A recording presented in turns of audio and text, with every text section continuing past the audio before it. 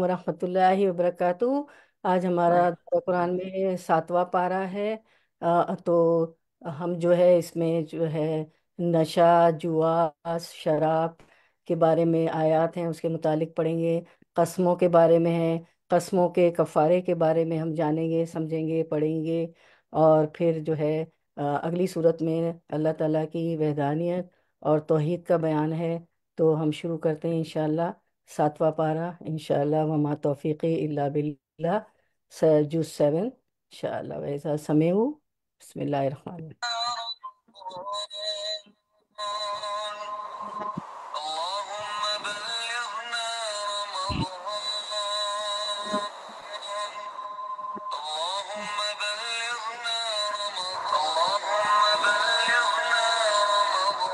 ووفقنا فيه للصيام والقيام وجعلنا فيه من عتقائك من النار برحمتك يا أرحم الراحمين۔ तो हम शुरू करते हैं इंशाअल्लाह हमारा दौरा कुरान। आज हमारा जुज़ 7 है, 7वां पारा है, वईज़ा समीउ। तो हम शुरू करते हैं। अस्सलामु अलैकुम वरहमतुल्लाहि वबरकातुहू। अल्लाहुम्मा लकल हम्दु कमा यंबगी ली जलाली वजिका व अज़ीम सुल्तानिका। अल्लाहुम्मा लकल हम्दु लिल ईमानी व लकल हम्दु लिल इस्लामी व लकल हम्दु लिल कुरआनी। अल्लाहुम्मा लकल हम्दु बिमा हदैतना व रज़क़तना व फ़र्रजता अन्ना। सुम्मा अम्मा बादु फ़अऊज़ु बिल्लाहि मिनश शैतानिर रजीम। बिस्मिल्लाहिर रहमानिर रहीम। रब्बी इश्रह ली सदरी व यस्सिर ली अमरी वहलुल उक़दतम मिन लिसानी यफ़क़हू क़ौली। ए अल्लाह, अल्लाहुम्मा सब्बितना इंदल मौती बिला इलाहा इल्लल्लाह। ए हमारे रब, ए रब्बे कायनात, मौत के वक्त कलमा शहादत पर हमें साबित कदम रखिएगा। मौत के वक्त हमारी ज़बान पे कलमा शहादत जारी कर दीजिएगा। आमीन या रब्बल आलमीन। तो इंशाल्लाह हम शुरू करते हैं 7वां पारा इंशाल्लाह। इसमें हम सूरतुल माइदा हमारी जो है कंप्लीट होगी, और जो है उसके बाद हमारी वो दूसरी सूरत शुरू होगी, सूरतुल अनाम हमारी शुरू होगी इंशाल्लाह। तो हम देखते हैं कि सूरतुल माइदा और सूरतुल अनाम में हम क्या कवर करेंगे। सूरतुल माइदा में कस्मों और उसके कुफारे के बारे में बताया गया है, नापाकी के बारे में, जैसे नशा, शराब, जुआ, आस्ताने, फाल निकालने के पासे। और सूरतुल अनाम अल्लाह ताला की तौहीद और वहदानियत के बारे में हमें बताती है। तो हम तिलावत से शुरू करते हैं।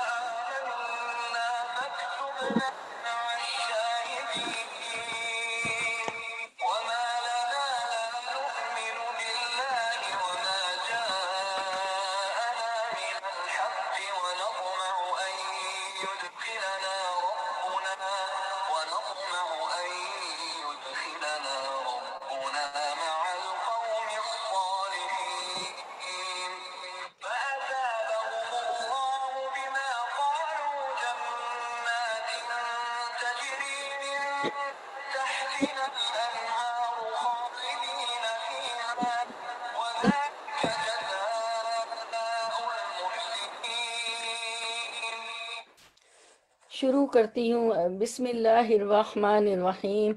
शुरू करती हूँ अल्लाह के नाम से जो बे इंतहा मेहरबान नहायत रहम फरमाने वाला है। तो सूरत आज का हमारा पारा 7 जो है, आयत नंबर 83 सूरतुल माइदा से शुरू होता है।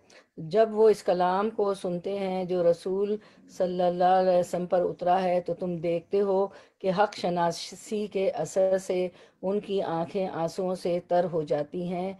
दरअसल ये आयत हबशा के बादशाह नजासी और उसके साथियों के बारे में उतरी, जब उन्होंने हज़रत जाफ़र रदियल्लाहु अन्हु से सूरतुल मरियम की सूरत मरियम सुना, تو ان کی آنکھوں سے آنسو جھلک پڑے۔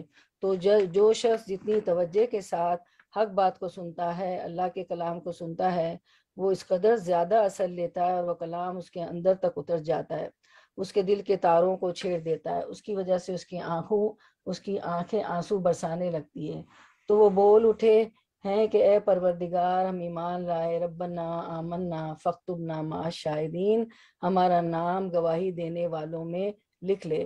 یعنی وہ فوراً ایمان لے آتے ہیں، اللہ کا کلام سنتے ہیں، اس کو مانتے ہیں اور اس پر عمل کرنے لگتے ہیں۔ حدیث میں آتا ہے کہ ہم سے ابو ربی سلیمان بن داؤد نے بیان کیا، ہم سے سفیان بن عیینہ نے بیان کیا، ان سے ابن جریج نے، ان سے عطا بن رباح نے، اور ان سے حضرت جابر رضی اللہ عنہ نے بیان کیا کہ جس دن، کیونکہ حضرت جابر رضی اللہ عنہ نے نجاشی کے دربار میں سورۃ المریم پڑھ کے ان کو سنائی تھی، تو جابر رضی اللہ عنہ نے بیان کیا کہ جس دن نجاشی حبشہ کے بادشاہ کی وفات ہوئی تو حضرت صلی اللہ علیہ وسلم نے آج فرمایا کہ آج ایک مرد صالح اس دنیا سے چلا گیا، اٹھو اور اپنے بھائی اسما کی نماز جنازہ پڑھ لو، کیونکہ وہ مسلمان ہو گئے تھے نا حضرت جعفر سے سورہ مریم سن کے، تو اس لیے غائبانہ نماز جنازہ ان کی آپ صلی اللہ علیہ وسلم نے پڑھائی تھی۔ اسی طرح ایک دن میں حرم شریف میں تھی، تو آپ کو پتہ ہے یاسر عرفات کا انتقال ہوا تھا، اس وقت میں موجود تھی، تو ان کی بھی حرم شریف میں خانہ کعبہ میں اعلان ہوا اور ان کی بھی نماز جنازہ پڑھائی گئی تھی۔ اس کے بعد ہم دیکھتے ہیں یہاں شاہدین آیا نا، ربنا آمنا فاکتبنا مع شاہدین، تو شاہدین سے مراد ابن عباس رضی اللہ عنہ فرماتے ہیں کہ محمد صلی اللہ علیہ وسلم ان کی امت کے لوگ ہیں، یہ ہم شاہدین ہیں، یہ گواہی دینے والی امت ہے۔ اس امت میں شامل ہونے کے لیے اشہد ان لا الہ الا اللہ وحدہ لا شریک لہ واشہد ان محمدا عبدہ ورسولہ پڑھنا ہے۔ اللہ کی گواہی، محمد صلی اللہ علیہ وسلم کی نبوت کی گواہی، اور قیامت کے دن دیگر اقوام پر گواہی۔ آیت نمبر 84، وَمَا لَنَا لَا نُؤْمِنُ بِاللَّهِ وَمَا جَاءَنَا مِنَ الْحَقِّ وَنَطْمَعُ أَن يُدْخِلَنَا رَبُّنَا مَعَ الْقَوْمِ الصَّالِحِينَ۔ وہ کہتے ہیں کہ آخر کیوں ہم اللہ پر ایمان نہ لائیں اور جو حق ہمارے پاس آیا ہے اسے کیوں نہ مان لیں، جبکہ ہم اس بات کی خواہش رکھتے ہیں کہ ہمارا رب ہمیں صالح لوگوں میں شامل کر لے۔ تو میری بہنوں، جو شخص جتنی زیادہ اس بات کی طلب، تڑپ اور تمنا رکھے گا کہ وہ نیک ہو جائے، صالح ہو جائے، اللہ کا پسندیدہ ہو جائے، اسی قدر زیادہ توجہ کے ساتھ اللہ کا کلام سنے گا، زیادہ محبت کے ساتھ، زیادہ دلچسپی کے ساتھ اور پورے غور کے ساتھ، تاکہ اس میں سے وہ اپنے لیے عمل کی راہیں تلاش کر لے اور اپنی زندگی کو اللہ کی مرضی کے مطابق ڈھال لے۔ یہی مقصد تھا ان کا اس کلام کو سننے کا۔ ایسا شخص پھر جواباً اللہ کی رحمت پاتا ہے۔ 85، فَأَصَابَهُمُ اللَّهُ بِمَا قَالُوا جَنَّاتٍ تَجْرِي مِن تَحْتِهَا الْأَنْهَارُ خَالِدِينَ فِيهَا وَذَلِكَ جَزَاءُ الْمُحْسِنِينَ۔ ان کے اس قول کی وجہ سے کہ ان کی اس بات کی وجہ سے اللہ نے ان کو ایسی جنتیں عطا کی جن کے نیچے نہریں بہتی ہیں اور وہ ان میں ہمیشہ رہیں گے، یہ جزا ہے نیک رویہ اختیار کرنے والوں کے لیے۔ سب لوگ دعا مانگ لیں، اللہم اجعلنا منہم، اللہ ہمیں بھی جنت میں جگہ عطا فرمائیے گا۔ 86، رہے وہ لوگ جنہوں نے ہماری آیات کو ماننے سے انکار کیا اور انہیں جھٹلایا تو وہ جہنم کے مستحق ہیں۔ حدیث مبارکہ میں آتا ہے کہ رسول اللہ صلی اللہ علیہ وسلم نے فرمایا، سلام کو عام کرنا اور اچھا کلام کرنا ایسے اعمال ہیں جو شخص کو واجب کر دیتے ہیں، رسول اللہ صلی اللہ علیہ وسلم نے فرمایا سلام کو عام کرنا، اچھا کلام کرنا ایسے اعمال ہے جو بخشش کو واجب کر دیتے ہیں، یعنی جن سے بخشش لازم ہو جاتی ہے، یعنی وہ چیز جس سے اللہ کی رحمت نازل ہو جاتی ہے۔ اور پھر ہم دیکھتے ہیں ایک اور حدیث میں اسی طرح ہانی بن یزید کہتے ہیں کہ میں نے کہا، اے اللہ کے رسول صلی اللہ علیہ وسلم، کون سی چیز جنت کو واجب کر دیتی ہے، یعنی کس طریقے پر جنت ہو سکتی ہے؟ تو آپ صلی اللہ علیہ وسلم نے فرمایا، اپنی جنت کو اپنی رحمت کہا، انتی رحمتی ارحم بکی من تشاء، تو میری رحمت ہے، تیرے ذریعے میں جس کو چاہوں اپنی رحمت سے مالا مال کر دوں۔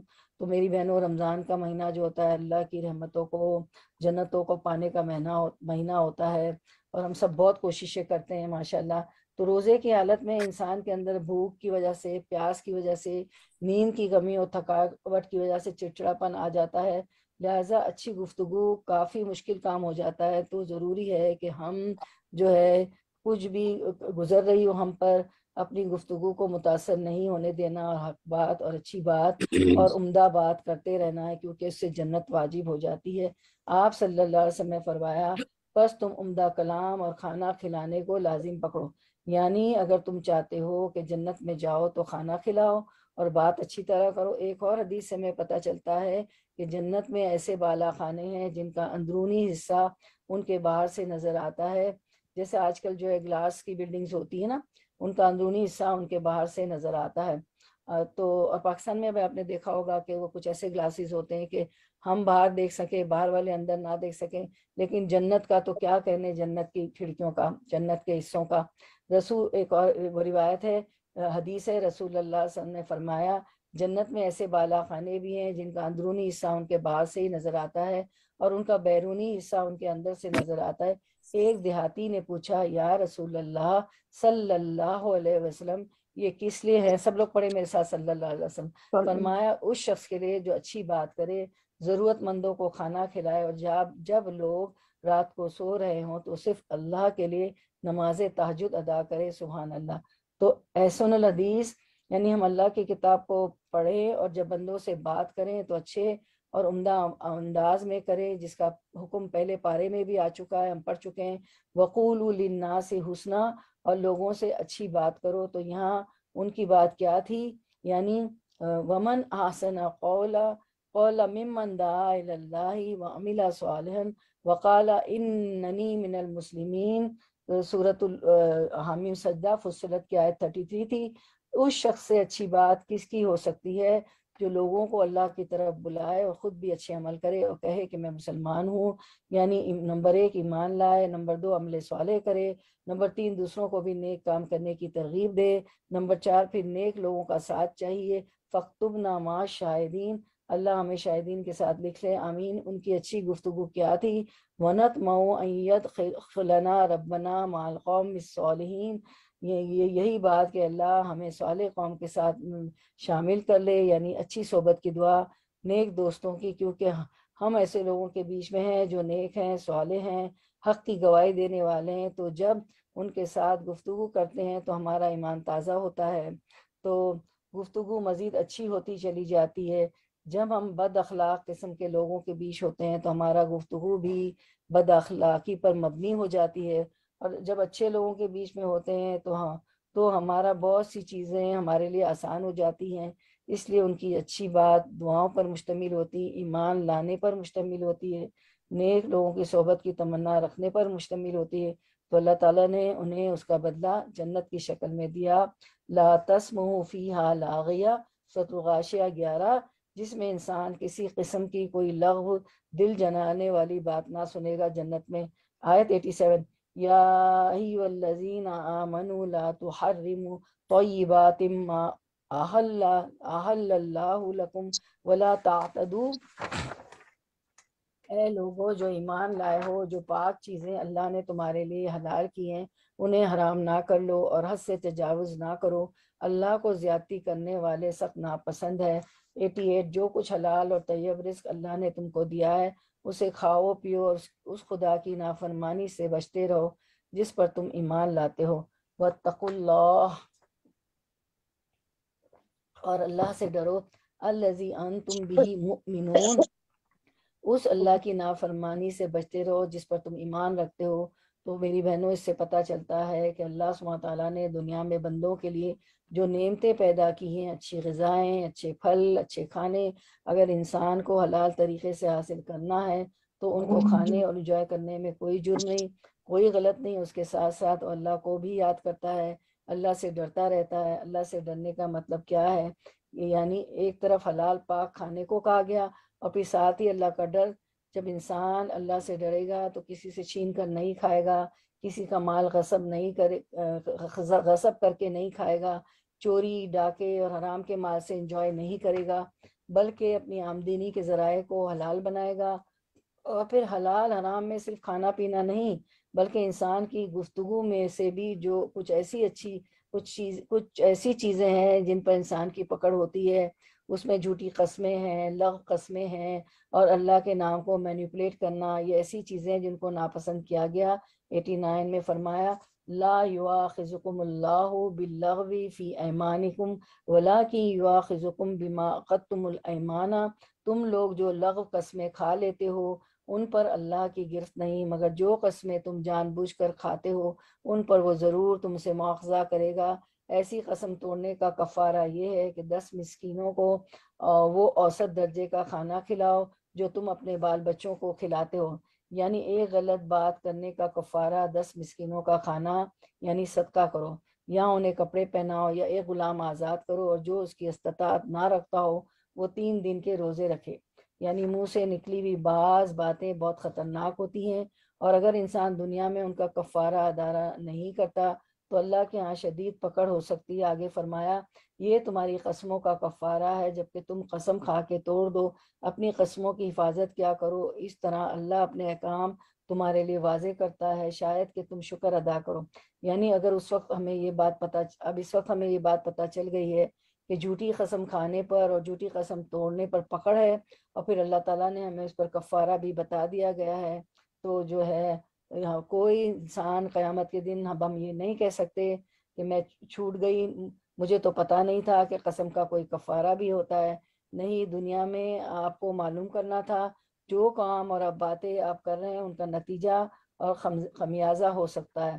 آیت 90 یا ایھا الذین آمنوا انما الخمر والمیسر والانصاب والازلام رجس من عمل الشیطان فاجتنبوہ لعلکم تفلحون، اے لوگو جو ایمان لائے ہو، یہ شراب اور جوا اور یہ آستانے اور پانسے، فال نکالنے کے پانسے، یہ سب گندے شیطانی کام ہیں، ان سے پرہیز کرو، امید ہے تم کو فلاح نصیب ہوگی۔ یعنی اگر تم کامیاب ہونا چاہتے ہو، بچنا چاہتے ہو، تو ان سب چیزوں سے بچو جن میں نمبر 1 شراب کا ذکر ہے، کیونکہ شراب ہر گناہ کی چابی ہے۔ حدیث مبارکہ ہے، رسول اللہ صلی اللہ علیہ وسلم نے فرمایا کہ شراب سے بچو کیونکہ اس سے ہر شر کا دروازہ کھلتا ہے۔ اب ہم دیکھتے ہیں کہ نبی کریم صلی اللہ علیہ وسلم نے فرمایا شراب کا دروازہ کھلتا ہے۔ شراب سے متعلق ہر عمل ملعون ہے۔ نبی صلی اللہ علیہ وسلم نے فرمایا شراب سے متعلق 10 طرح سے لعنت کی گئی ہے، خود شراب پر، اس کے نچوڑنے والے پر، اور پھر اس کے نچڑوانے والے پر، اس کے بیچنے والے پر، اس کے خریدنے والے پر، اس کے اٹھانے والے پر، جس کے پاس لی جائے اس پر، اس کی قیمت کھانے والا پر، اس کے پلانے والے پر، اس پر بلانے والے پر، تو ان سب پر جو ہے لعنت ہے۔ شراب سے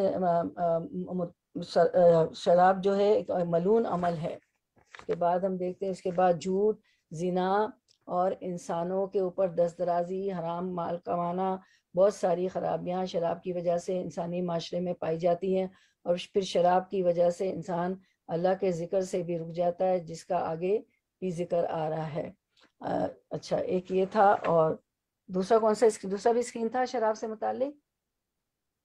اچھا، اس کے بعد ہم دیکھتے ہیں کہ والمیسر، جوا، یعنی بغیر محنت کے کوشش کے، ایزی منی کے، جس میں انسانوں کو کچھ کھیلوں کے ذریعے راتوں رات امیر بن جائے، والانصاب، اور بت اور آستانے، غیر اللہ کے نام پر دی گئی نظر و نیاز، والازلام، اور تیر، یہ سب شیطانی کام ہیں، ان سے اجتناب کرو تاکہ تم فلاح پا سکو۔ اور خصوصاً شراب اور جوئے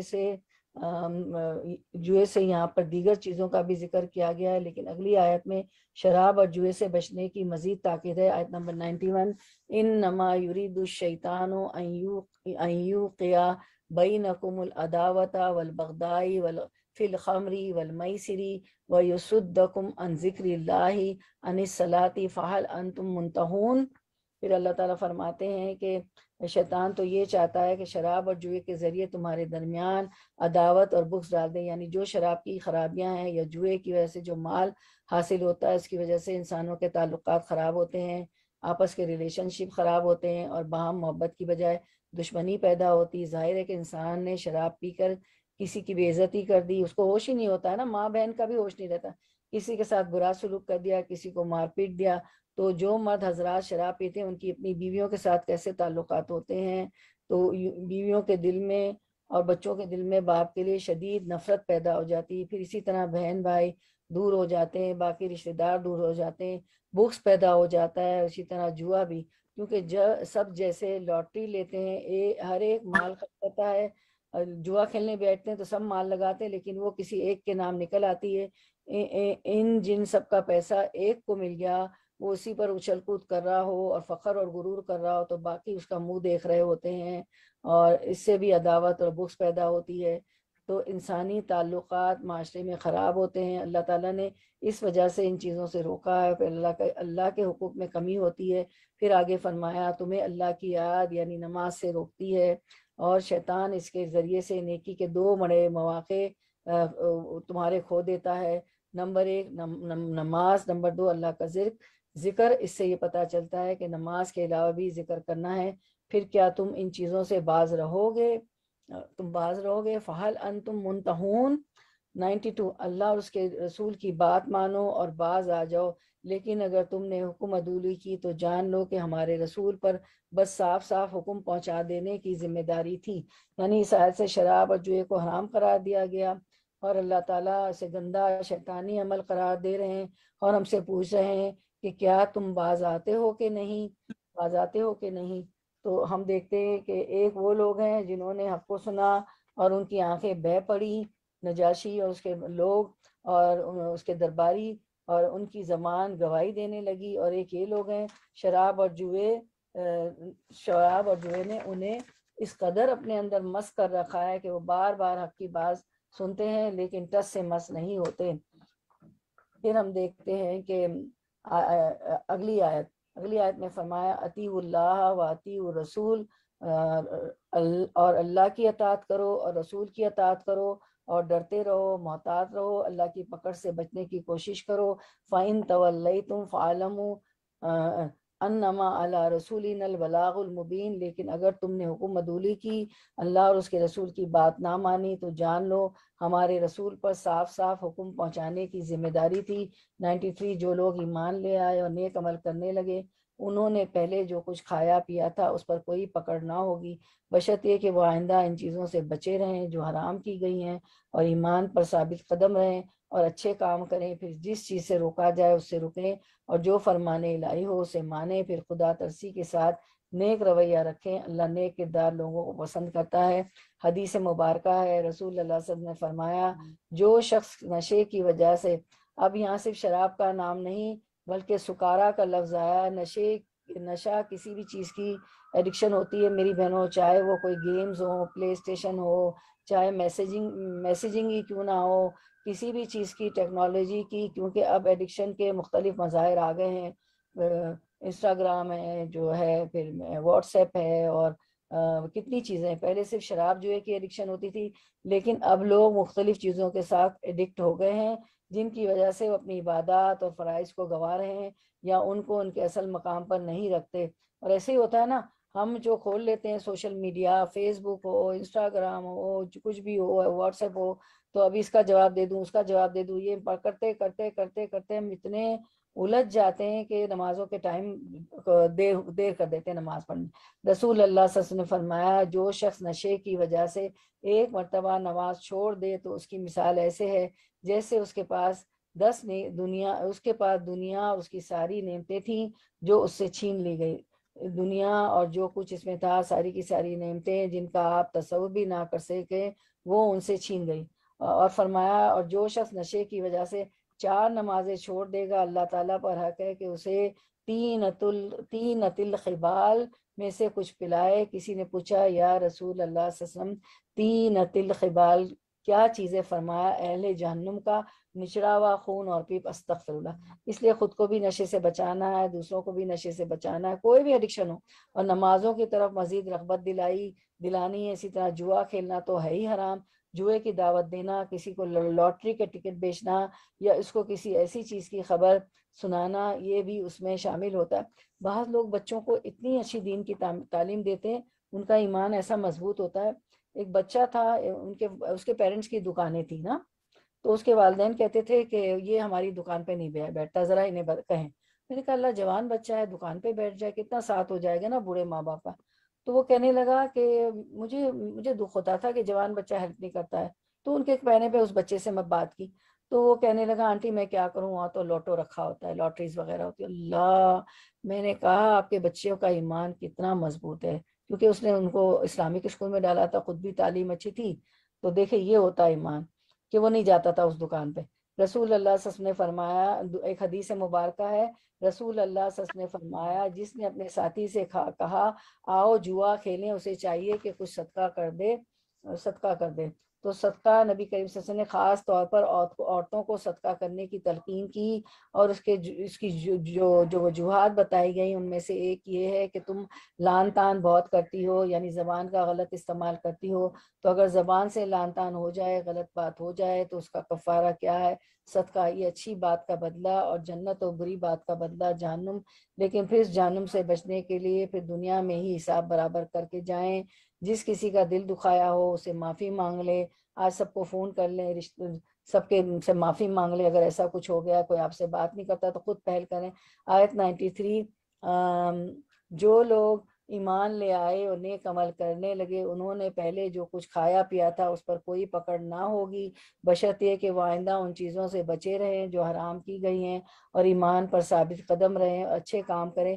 پھر جس چیز سے رکا جائے اسے رکیں، اور جو فرمان الہی ہو اسے مانیں، پھر خدا ترسی کے ساتھ نیک رویہ رکھیں۔ اللہ نیک کردار لوگوں کو پسند کرتا ہے۔ 94، یا ایھا الذین آمنو، سب لوگ کہیں آمنا صدقنا، اللہ ہم نے مانا اور ہم ایمان لائے، ہم نے تصدیق کی۔ اے لوگو جو ایمان لائے ہو، اللہ تمہیں اس شکار کے ذریعے آزمائش میں ڈالے گا جو بالکل تمہارے ہاتھوں اور نیزوں کی زد میں ہوگا، یہ دیکھنے کے لیے کہ کون اس سے غائبانہ ڈرتا ہے۔ پھر جس نے اس تنبیہ کے بعد اللہ کی مقرر کی ہوئی حد سے تجاوز کیا، اس کے لیے دردناک سزا ہے۔ 95، اے لوگو جو ایمان لائے ہو، احرام کی حالت میں شکار نہ مارو، اگر کوئی تم میں سے جان بوجھ کر ایسا کر گزرے تو جو جانور اس نے مارا ہو تو اسی کے ہم پلہ ایک جانور اسے مویشیوں میں سے نظر دینا ہوگا، جس کا فیصلہ تم میں سے 2 عادل آدمی کریں گے، اور یہ نذرانہ کعبے تک پہنچایا جائے گا یا نہیں، تو اس گناہ کے کفارے میں چند مسکینوں کو کھانا کھلانا ہوگا، یا اس کے بقدر روزے رکھنے ہوں گے تاکہ وہ اپنے کیے کا مزہ چکے۔ پہلے جو کچھ ہو چکا اللہ نے اسے معاف کر دیا۔ عفا اللہ عما سلف، یعنی علم آنے سے پہلے، ایمان لانے سے پہلے جو ہو چکا وہ ہو چکا، لیکن اب اگر کسی نے اس حرکت کا اعادہ کیا تو اللہ اسے بدلہ لے لے گا۔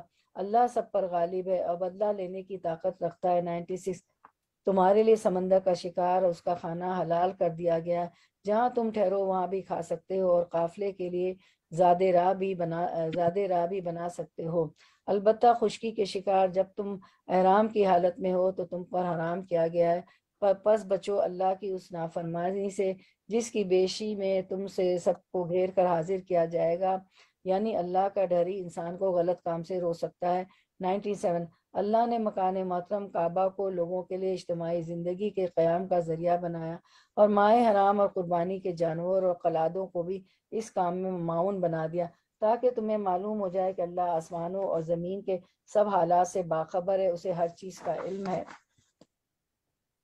خبردار ہو جاؤ، اللہ سزا دینے میں بھی بہت سخت ہے، اور اس کے ساتھ درگزر کرنے والا اور رحم کرنے والا بھی ہے۔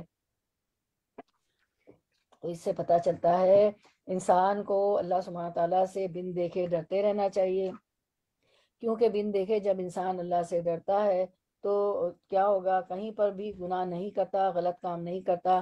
حدیث مبارکہ ہے، رسول اللہ صلی اللہ علیہ وسلم نے فرمایا، تمہارا رب اس چرواہے سے خوش ہوتا ہے جو پہاڑ کی چوٹی پر رہ کر نماز کی اذان دیتا ہے اور نماز پڑھتا ہے، اس پر اللہ تعالیٰ فرشتوں سے فرماتے ہیں کہ دیکھو دیکھو میرے اس بندے کو جو اذان دیتا ہے، نماز پڑھتا ہے اور مجھ سے ڈرتا ہے، یعنی وہاں اکیلا ہوتا ہے، اس کی بکریاں ہیں اور وہ ہے، کوئی نہیں دیکھ رہا اس کو، کوئی اذان بھی نہیں آئی اس کو۔ اللہ تعالیٰ کا جو کائناتی کیلنڈر ہے، یعنی سورج کا مختلف اوقات میں ڈھلنا، اس سے اندازہ کر کے اپنے نمازوں کے اوقات کا تعین کر کے خود ہی اذان دیتا ہے، خود ہی نماز پڑھتا ہے۔ تو یہ ہے دراصل اللہ سے ڈرنے کا ایک اظہار، کہ ایک طریقہ کہ انسان ایسی جگہ اللہ کی اطاعت کرے جہاں کوئی اور کرنے والا یا یاد کرانے والا نہ ہو۔ تو اللہ تعالیٰ فرماتے ہیں میں نے اپنے اس بندے کے گناہ معاف کر دیے اور میں اس کو جنت میں داخل کروں گا، کیونکہ جب ہمارے آس پاس بہت سے لوگ ہوتے ہیں تو ہم کو بہت سی سپورٹ مل جاتی ہے، اور جب سارے سو رہے ہوں اور اکیلے ہم اٹھ کر نماز پڑھنی ہو تو پھر پڑھنا واقعی پڑھنا ہے، اللہ ہی کے لیے پڑھنا ہے۔ 99 ما علی الرسول الا البلاغ، رسول پر تو صرف پیغام پہنچا دینے کی ذمہ داری ہے، آگے تمہارے کھلے اور چھپے سب حالات کا جاننے والا اللہ ہے۔ 100 آیت 100 قل لا يستوي الخبيث والطيب ولو أعجبك كثرة الخبيث فاتقوا الله يا أولي الألباب لعلكم تفلحون۔ اے پیغمبر ان سے کہہ دو کہ پاک اور ناپاک بہرحال یکساں نہیں، خواہ ناپاک کی بہتات تم کو کتنا ہی فریفتہ کرنے والی ہو۔ بس اے لوگو جو عقل رکھتے ہو اللہ کی نافرمانی سے بچتے رہو، امید ہے کہ تم کو فلاح نصیب ہوگی۔ تو زندگی میں انسان کو کچھ چوائسیز کرنی پڑتی ہے، اچھے اور برے کے درمیان میں، صالح اور غیر صالح کے درمیان میں، پاک اور ناپاک کے درمیان میں۔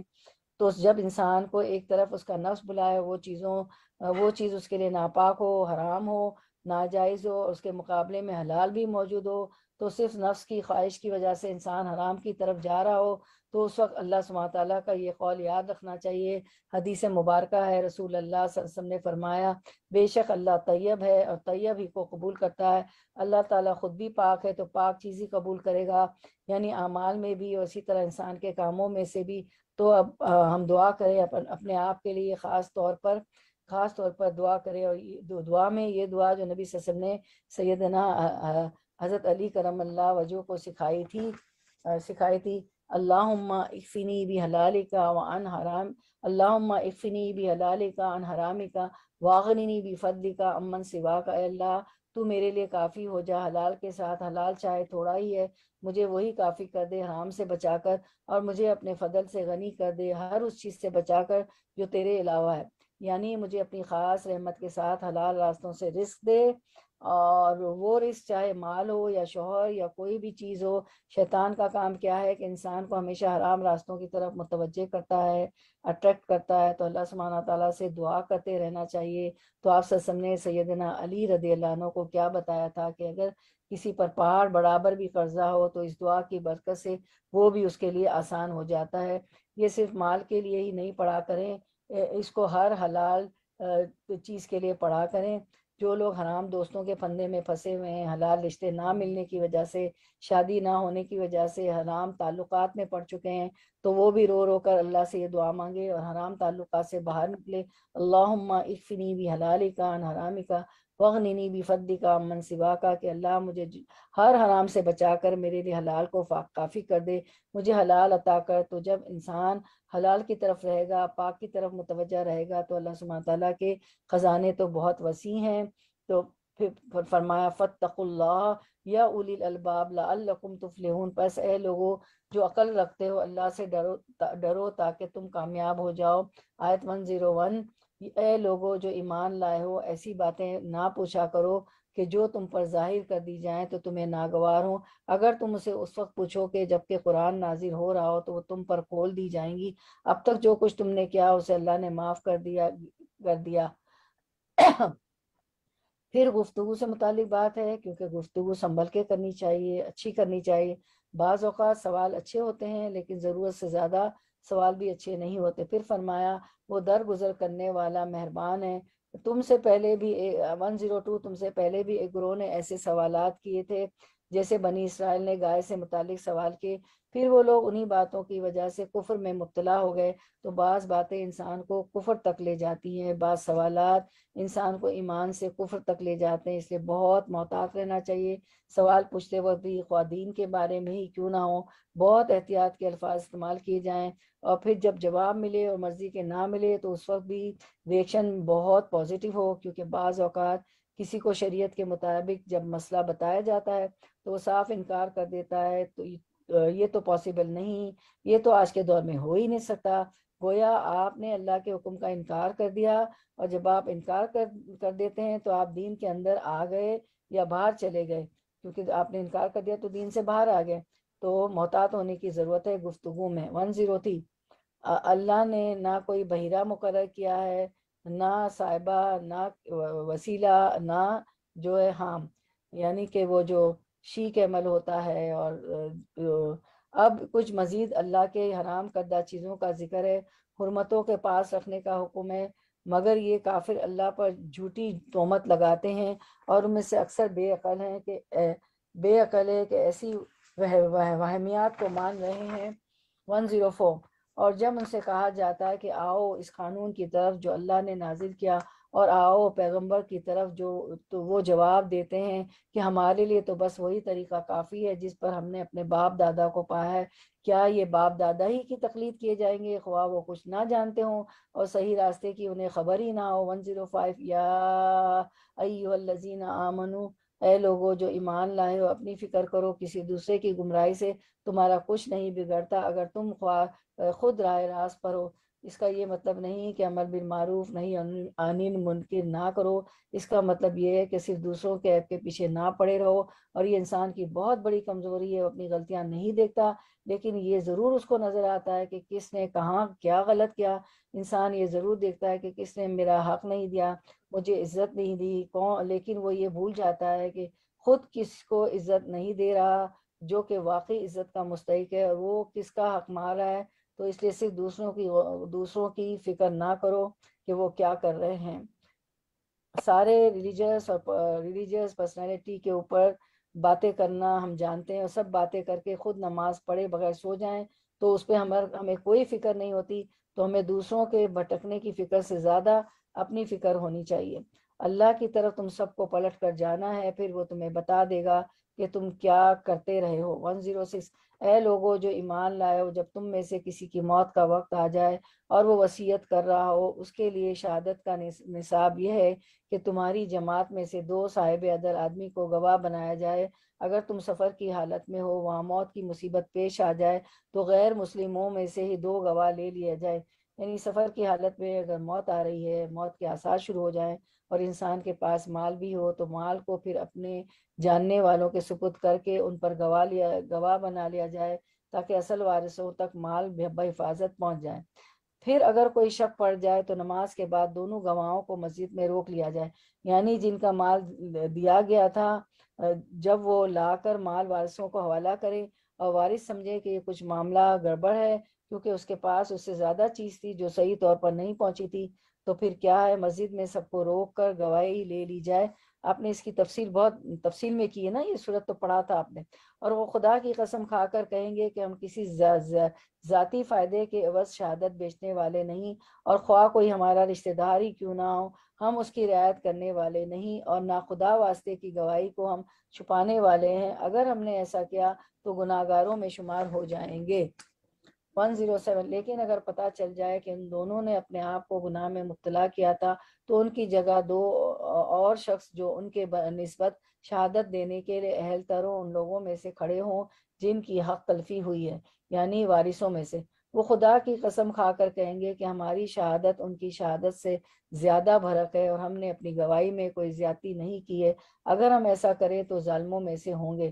اس طرح سے 108، اس طرح سے زیادہ توقع کی جا سکتی ہے کہ لوگ ٹھیک ٹھیک شہادت دیں گے، یا کم از کم اس بات کا ہی خوف کریں گے کہ ان کی قسموں کے بعد دوسری قسموں سے کہیں ان کی تردید نہ ہو جائے۔ اللہ سے ڈرو اور سنو، اللہ نافرمانی کرنے والوں کو اپنی رہنمائی سے محروم کر دیتا ہے۔ 109، یوم یجمع اللہ الرسل فیقول ماذا اجبتم جس روز اللہ سب رسولوں کو جمع کر کے پوچھے گا کہ تمہیں کیا جواب دیا گیا، جن لوگوں کے پاس تمہیں ہدایت کے لیے بھیجا کیا تھا انہوں نے بات مانی یا نہیں، تو وہ عرض کریں گے کہ ہمیں کچھ علم نہیں، آپ ہی تمام پوشیدہ حقیقتوں کو جانتے ہیں۔ 110 پھر تصور کرو اس موقع کا جب اللہ فرمائے گا کہ اے مریم کے بیٹے عیسیٰ، یاد کرو میری اس نعمت کو جو میں نے تجھے اور تیری ماں کو عطا کی تھی۔ میں نے روح پاک سے تیری مدد کی، تو گہوارے میں بھی لوگوں سے بات کرتا تھا، اور بڑی عمر کو پہنچ کر بھی میں نے تجھ کو کتاب اور حکمت اور تورات اور انجیل کی تعلیم دی۔ تو میرے حکم سے مٹی کا پتلا پرندے کی شکل کا بناتا، اس میں پھونکتا تھا، وہ میرے حکم سے پرندہ بن جاتا تھا۔ تو مادر زاد اندھے کو اور کوڑی کو میرے حکم سے اچھا کرتا تھا، تو مردوں کو میرے حکم سے نکالتا تھا۔ پھر جب تو بنی اسرائیل کے پاس صریح نشانیاں لے کر پہنچا، اور جو لوگ ان میں سے منکر تھے انہوں نے کہا یہ نشانیاں جادوگری ہیں، جادوگری کے سوا اور کچھ نہیں ہے، تو میں نے ہی تجھے ان سے بچا لیا۔ جب میں نے حواریوں کو اشارہ کیا کہ مجھ پر اور میرے رسول پر ایمان لاؤ، تب انہوں نے کہا کہ ہم ایمان لائے اور گواہ رہو کہ ہم مسلمان ہیں۔ حواریوں کے سلسلے میں یہ واقعہ بھی یاد کرو جب حواریوں نے کہا کہ اے عیسیٰ ابن مریم، کیا آپ کا رب ہم پر آسمان سے کھانے کا ایک خوان اتار سکتا ہے، مائدہ اتار سکتا ہے؟ تو اسی سے اس صورت کا نام المائدہ ہے، یعنی خوان، دسترخوان۔ تو عیسیٰ علیہ السلام نے کہا اللہ سے ڈرو اگر تم مومن ہو۔ انہوں نے کہا ہم بس یہ چاہتے ہیں کہ اس خوان سے کھانا کھائیں اور ہمارے دل مطمئن ہو، اور ہمیں معلوم ہو جائے کہ آپ نے جو کچھ ہم سے کہا وہ سچ ہے اور ہم اس پر گواہ ہوں۔ اس پر عیسیٰ علیہ السلام ابن مریم نے دعا کی، خدایا ہمارے رب، ہم سے آسمان سے خوان نازل کر جو ہمارے لیے اور ہمارے اگلے پچھلوں کے لیے خوشی کا موقع قرار پائے، اور تیری طرف سے ایک نشانی ہو، ہم کو رزق دے، اور تو بہترین رازق ہے۔ وَارْزُقْنَا وَأَنْتَ خَيْرُ الرَّازِقِينَ۔ 115 اللہ نے جواب دیا میں اس کو تم پر نازل کرنے والا ہوں، مگر اس کے بعد تم میں سے جو کفر کرے گا اسے میں ایسی سزا دوں گا جو دنیا میں کسی کو نہ دی ہوگی۔ تو اس سے پتہ چلتا ہے کہ جن لوگوں پر انعامات زیادہ ہوتے ہیں، جن لوگوں پر نعمتیں زیادہ ہوتی ہیں، ان کا حساب بھی زیادہ ہوتا ہے۔ یہاں پر بنی اسرائیل کو سیدنا عیسیٰ علیہ السلام کے ماننے والوں کو دنیا کے دسترخوان سے رزق مل رہا تھا، طرح طرح کا، لیکن انہوں نے ایک خاص قسم کا رزق مانگا، اور وہ تھا آسمانی رزق کے بطور معجزہ، بطور نشانی ہمیں ایک ایسی چیز دی جائے کہ ہمارے دلوں کو خوشی نصیب ہو اور ہمارے لیے عید کا دن ہو جائے اور ہمیں اور اطمینان نصیب ہو۔ تو اس وقت اللہ سبحانہ تعالیٰ نے فرمایا ٹھیک ہے وہ تو میں تمہیں دے دوں گا، لیکن اس کے بعد اگر ناشکری کی، کفر کیا، نافرمانی کی تو سزا بھی بہت سخت ہے۔ تو جس شخص کے پاس علم آ جائے، جس شخص کے پاس حقائق آ جائیں، ہدایت کا سامان میسر ہو، پھر وہ غلط کام کرے تو اس کی پوچھ زیادہ ہوتی ہے۔ 116 غز جب یہ احسانات یاد دلا کر اللہ فرمائے گا اے عیسیٰ ابن مریم، کیا تو نے لوگوں سے کہا تھا کہ خدا کے سوا مجھے اور میری ماں کو بھی خدا بنا لو؟ تو وہ جواب میں عرض کرے گا سبحان اللہ، میرا یہ کام نہ تھا کہ وہ بات کہتا جس کا کہنے کا مجھے حق نہ تھا۔ اگر میں نے ایسی بات کہی ہوتی تو آپ کو ضرور علم ہوتا۔ آپ جانتے ہیں جو کچھ میرے دل میں ہے اور میں نہیں جانتا جو کچھ آپ کے دل میں، آپ تو ساری پوشیدہ حقیقتوں کے عالم ہیں۔ 117 میں نے ان سے اس کے سوا ان سے کچھ نہیں کہا جس کا آپ نے حکم دیا تھا کہ میری بندگی کرو، جو کہ میرا رب بھی ہے اور تمہارا رب بھی۔ میں اسی وقت تک ان کا نگران تھا جب تک میں ان کے درمیان تھا۔ اب آپ نے مجھے واپس بلا لیا، یعنی آسمانوں پر، تو آپ ان پر نگراں تھے اور آپ تو ساری چیزوں پر نگراں تھے۔ 118 اب اگر آپ انہیں سزا دیں تو وہ آپ کے بندے ہیں۔ ان تعذبهم فإنهم عبادك وإن تغفر لهم، اگر آپ انہیں معاف کر دیں فإنك أنت العزیز الحکیم، تو آپ غالب ہیں اور دانا ہیں، حکمت والے ہیں۔ سیدنا کالا کالا اچھا ایک سیکنڈ دانا ہے، دانا نہیں، 117 پہ اسکرین تھا نا کوئی؟ نہیں نا؟ ہاں نہیں 117 پر نہیں ہے، نہیں، اچھا اوکے اچھا، تو یہی میں رک گئی تھی۔ اچھا تو آپ ان پر نگراں تھے، آپ تو ساری چیز پر نگراں ہیں۔ اب 118 اب اگر آپ انہیں سزا دیں تو وہ آپ کے بندے ہیں، اور اگر آپ انہیں معاف کر دیں تو آپ غالب اور دانا حکمت والے ہیں۔ سیدنا عیسیٰ علیہ السلام نے اپنی قوم کے حق میں کیا کہا کہ آپ ان کے ساتھ جیسا چاہیں کر سکتے، آپ چاہیں تو عذاب دیں، چاہے تو آپ انہیں معاف کر دیں۔ ابراہیم علیہ السلام کے بارے میں اللہ کا ایک قول آتا ہے کہ انہوں نے یوں کہا تھا کہ اللہ ان بتوں نے بہت سے لوگوں کو گمراہ کر دیا ہے، تو ان میں سے جو میری پیروی کرے وہ مجھ سے ہیں، بس میرا اسی سے تعلق ہے، جو نافرمانی کرے تو وہ غفور الرحیم ہے، جو چاہے کرے۔ اور سیدنا عیسیٰ علیہ السلام کا یہ فرمان کہ اگر تو عذاب دے تو تیرے ہی بندے، اور اگر بخش دے تو زبردست حکمت والا ہے۔ اس کے مقابلے میں آپ صلی اللہ علیہ وسلم نے کیا کہا، جن کی ہم امت ہیں، حدیث مبارکہ ہے، ایک بار حضور صلی اللہ علیہ وسلم اپنے ہاتھ اٹھائے ہوئے تھے، انہی آیات کو پڑھ کر آپ صلی اللہ علیہ وسلم نے فرمایا اللہ میری امت، اللہ میری امت، اور آپ صلی اللہ علیہ وسلم رونے لگے۔ آپ صلی اللہ علیہ وسلم اپنی امت کے بارے میں رونے لگ گئے تو اللہ تعالیٰ نے فرمایا اے جبریل علیہ السلام جاؤ محمد صلی اللہ علیہ وسلم کے پاس، حالانکہ تیرا رب خوب جانتا ہے، ان سے پوچھو کیا چیز ان کو رلا رہی ہے۔ جبریل علیہ السلام آپ صلی اللہ علیہ وسلم کی خدمت میں آئے اور رونے کی وجہ پوچھی، رسول اللہ صلی اللہ علیہ وسلم نے انہیں بتایا، حالانکہ اللہ تعالیٰ سب سے زیادہ جاننے والا ہے۔ تو اللہ تعالیٰ نے فرمایا اے جبریل جاؤ محمد صلی اللہ علیہ وسلم کی طرف اور ان سے کہہ دو کہ ہم آپ صلی اللہ علیہ وسلم کو آپ کی امت کے بارے میں ضرور راضی کر دیں گے اور ہم آپ کو غمگین نہیں کریں گے۔ تو اس سے پتہ چلتا ہے کہ نبی صلی اللہ علیہ وسلم کی تڑپ انسانوں کے بارے میں، امت کے بارے میں بہت شدید تھی۔ آپ صلی اللہ علیہ وسلم اس سنت پر عمل کرتے ہوئے، ہم آپ صلی اللہ علیہ وسلم کی اس سنت پر عمل کرتے ہوئے میری بہنوں، ہمارا طرز عمل کیا ہونا چاہیے؟ لوگوں کی خیر خواہی اور بھلائی کرنی چاہیے۔ اور جو ہے ہم نے پڑھا تھا، پیچھے بھی ہم نے پڑھا، سورۃ الجمعہ میں آپ پڑھتی ہیں لعلک باخع نفسک علی آثارہم، کہ نہ ماننے والوں کے لیے کہا گیا کہ آپ صلی اللہ علیہ وسلم تو ان کے پیچھے اپنا آپ بھلا دیں گے، تو اپنے آپ کو ذبح کر ڈالیں گے۔ تو اتنی فکر کرتے تھے آپ صلی اللہ علیہ وسلم، آپ ہماری بہت فکر کرتے تھے، تو کہ اللہ تعالیٰ نے بھی آیت اتار دی کہ ان کے غم میں آپ اپنے آپ کو بھلا دیں گے، اپنے آپ ہی کو بھلا دیں گے۔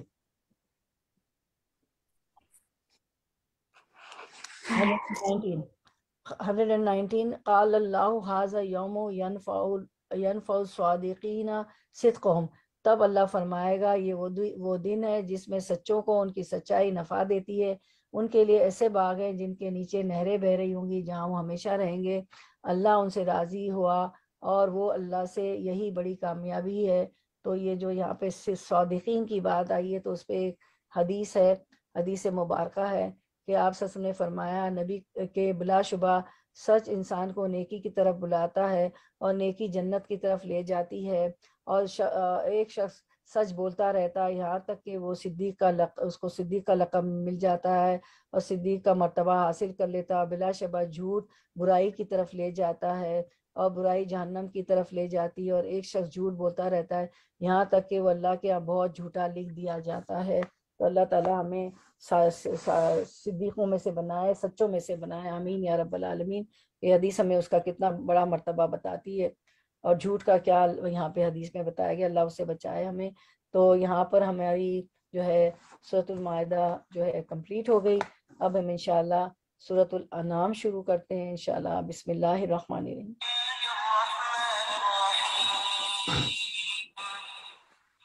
الحمد لله الذي خلق السماوات والأرض وجعل الظلمات والنور ثم الذين كفروا بربهم يعدلون هو الذي خلقكم من طين ثم قضى أجلا وأجل مسمى عنده ثم أنتم تمترون وهو الله في السماوات وفي الأرض يعلم سركم وجهركم ويعلم ما تكسبون شروع اللہ کے نام سے جو بے حد مہربان نہایت رحم فرمانے والا ہے۔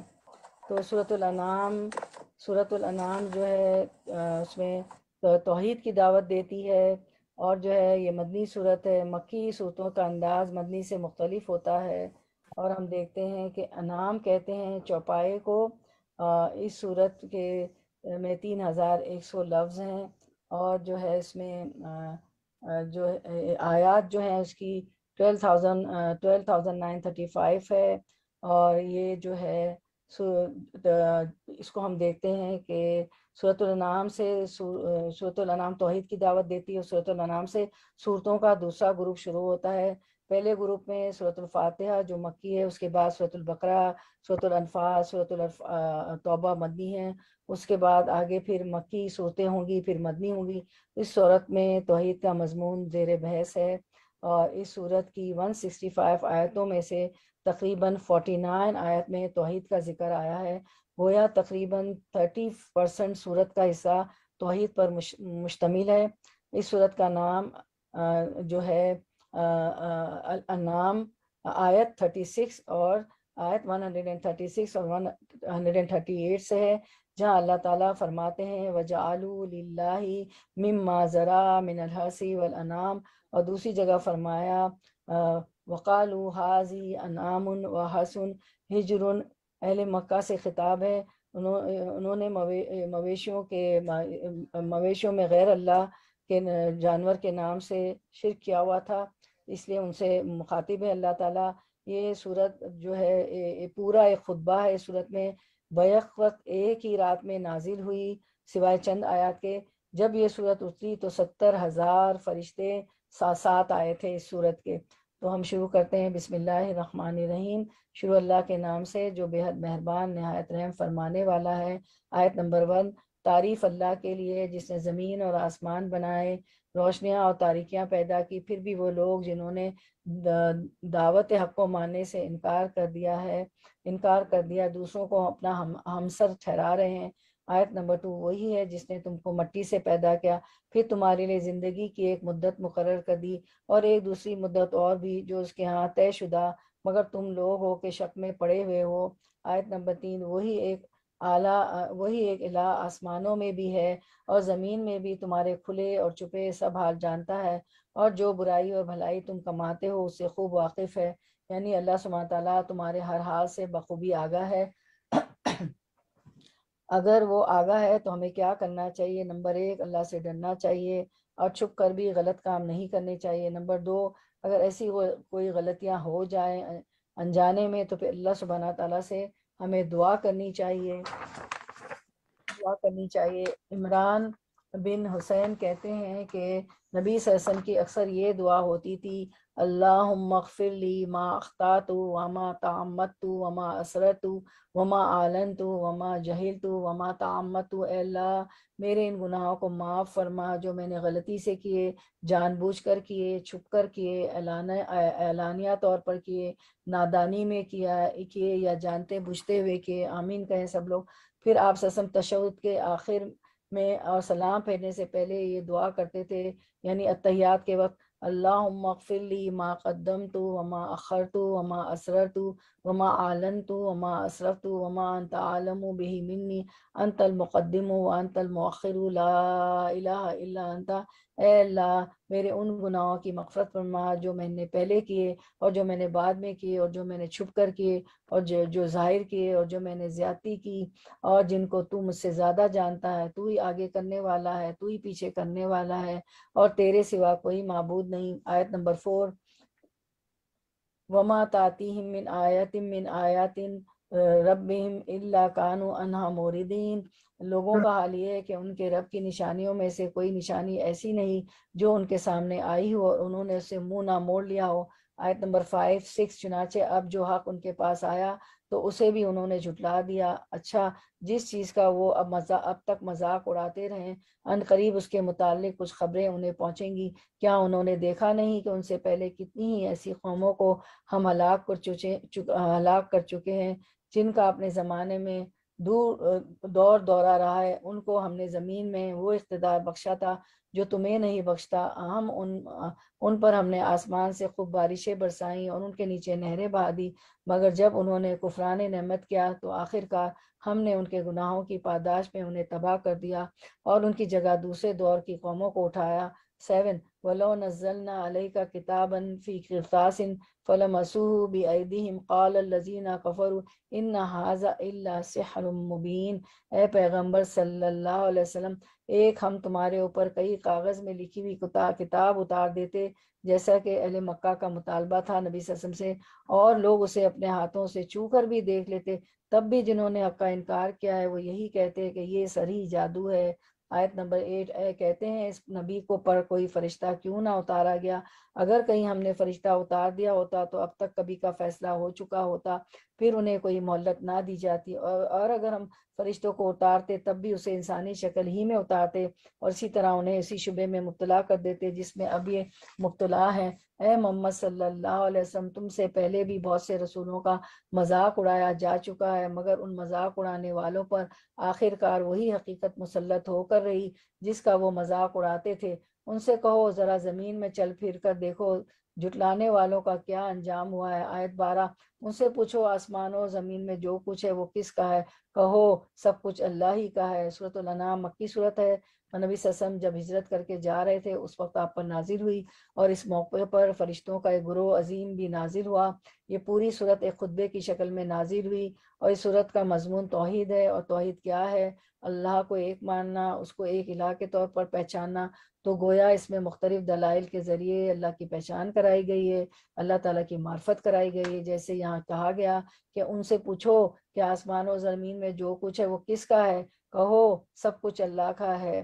تو وہی ہر چیز کا مالک ہے۔ تو جب انسان اللہ تعالیٰ اللہ تعالیٰ کو اس کی صفات، اس کے افعال کے ذریعے پہچانتا ہے، اس کی معرفت حاصل کرتا ہے، تو تبھی اس کا ایمان درست ہوتا ہے، اور جب ایمان درست ہوتا ہے تو عمل درست ہوتا ہے، اور جب عمل درست ہوتا ہے تو ایمان بڑھتا ہے۔ تو سب سے پہلے اللہ کی پہچان، پھر کیا ہے ایمان، پھر کیا ہے عمل صالح، پھر کیا ہے اضافہ ایمان۔ تو یوں ایک کے بعد ایک چیز دوسری چیز کو مدد دیتی ہے۔ اگر اس میں سے کوئی ایک چیز بھی مسنگ ہو میری بہنوں تو انسان کے عمل اور انجام درست ہو نہیں سکتا۔ تو اس صورت میں زیادہ سے زیادہ اللہ کی پہچان کرائی گئی ہے، پھر اللہ تعالیٰ کی صفت بتائی جا رہی ہے۔ فرمایا اس نے اپنے اوپر رحم و کرم کا شیوا لازم کر لیا ہے، رحمت کو لازم کر لیا ہے، اسی لیے وہ نافرمانیوں اور سرکشیوں پر تمہیں جلدی نہیں پکڑ لیتا۔ قیامت کے روز وہ تم سب کو ضرور جمع کرے گا۔ یہ بالکل ایک غیر مشتبہ حقیقت ہے، مگر جن لوگوں نے اپنے آپ کو خود ہی تباہی کے خطرے میں مبتلا کر لیا ہے وہ اسے نہیں مانتے۔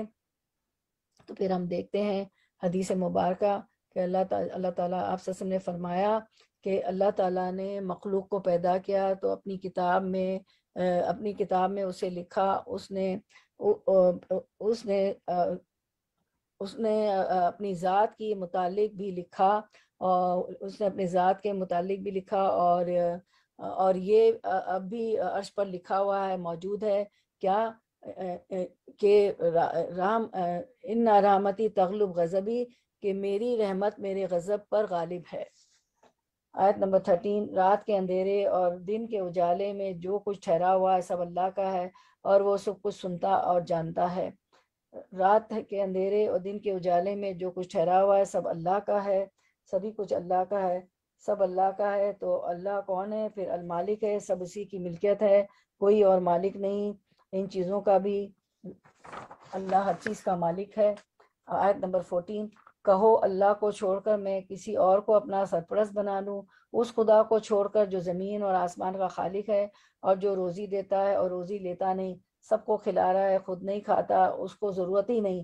کہو مجھے تو یہی حکم دیا گیا ہے کہ سب سے پہلے میں اس کے آگے سر تسلیم خم کر دوں، اور تاکید کی گئی ہے کہ کوئی شرک کرتا ہے تو کرے، آپ بہرحال مشرکوں میں شامل نہ ہو۔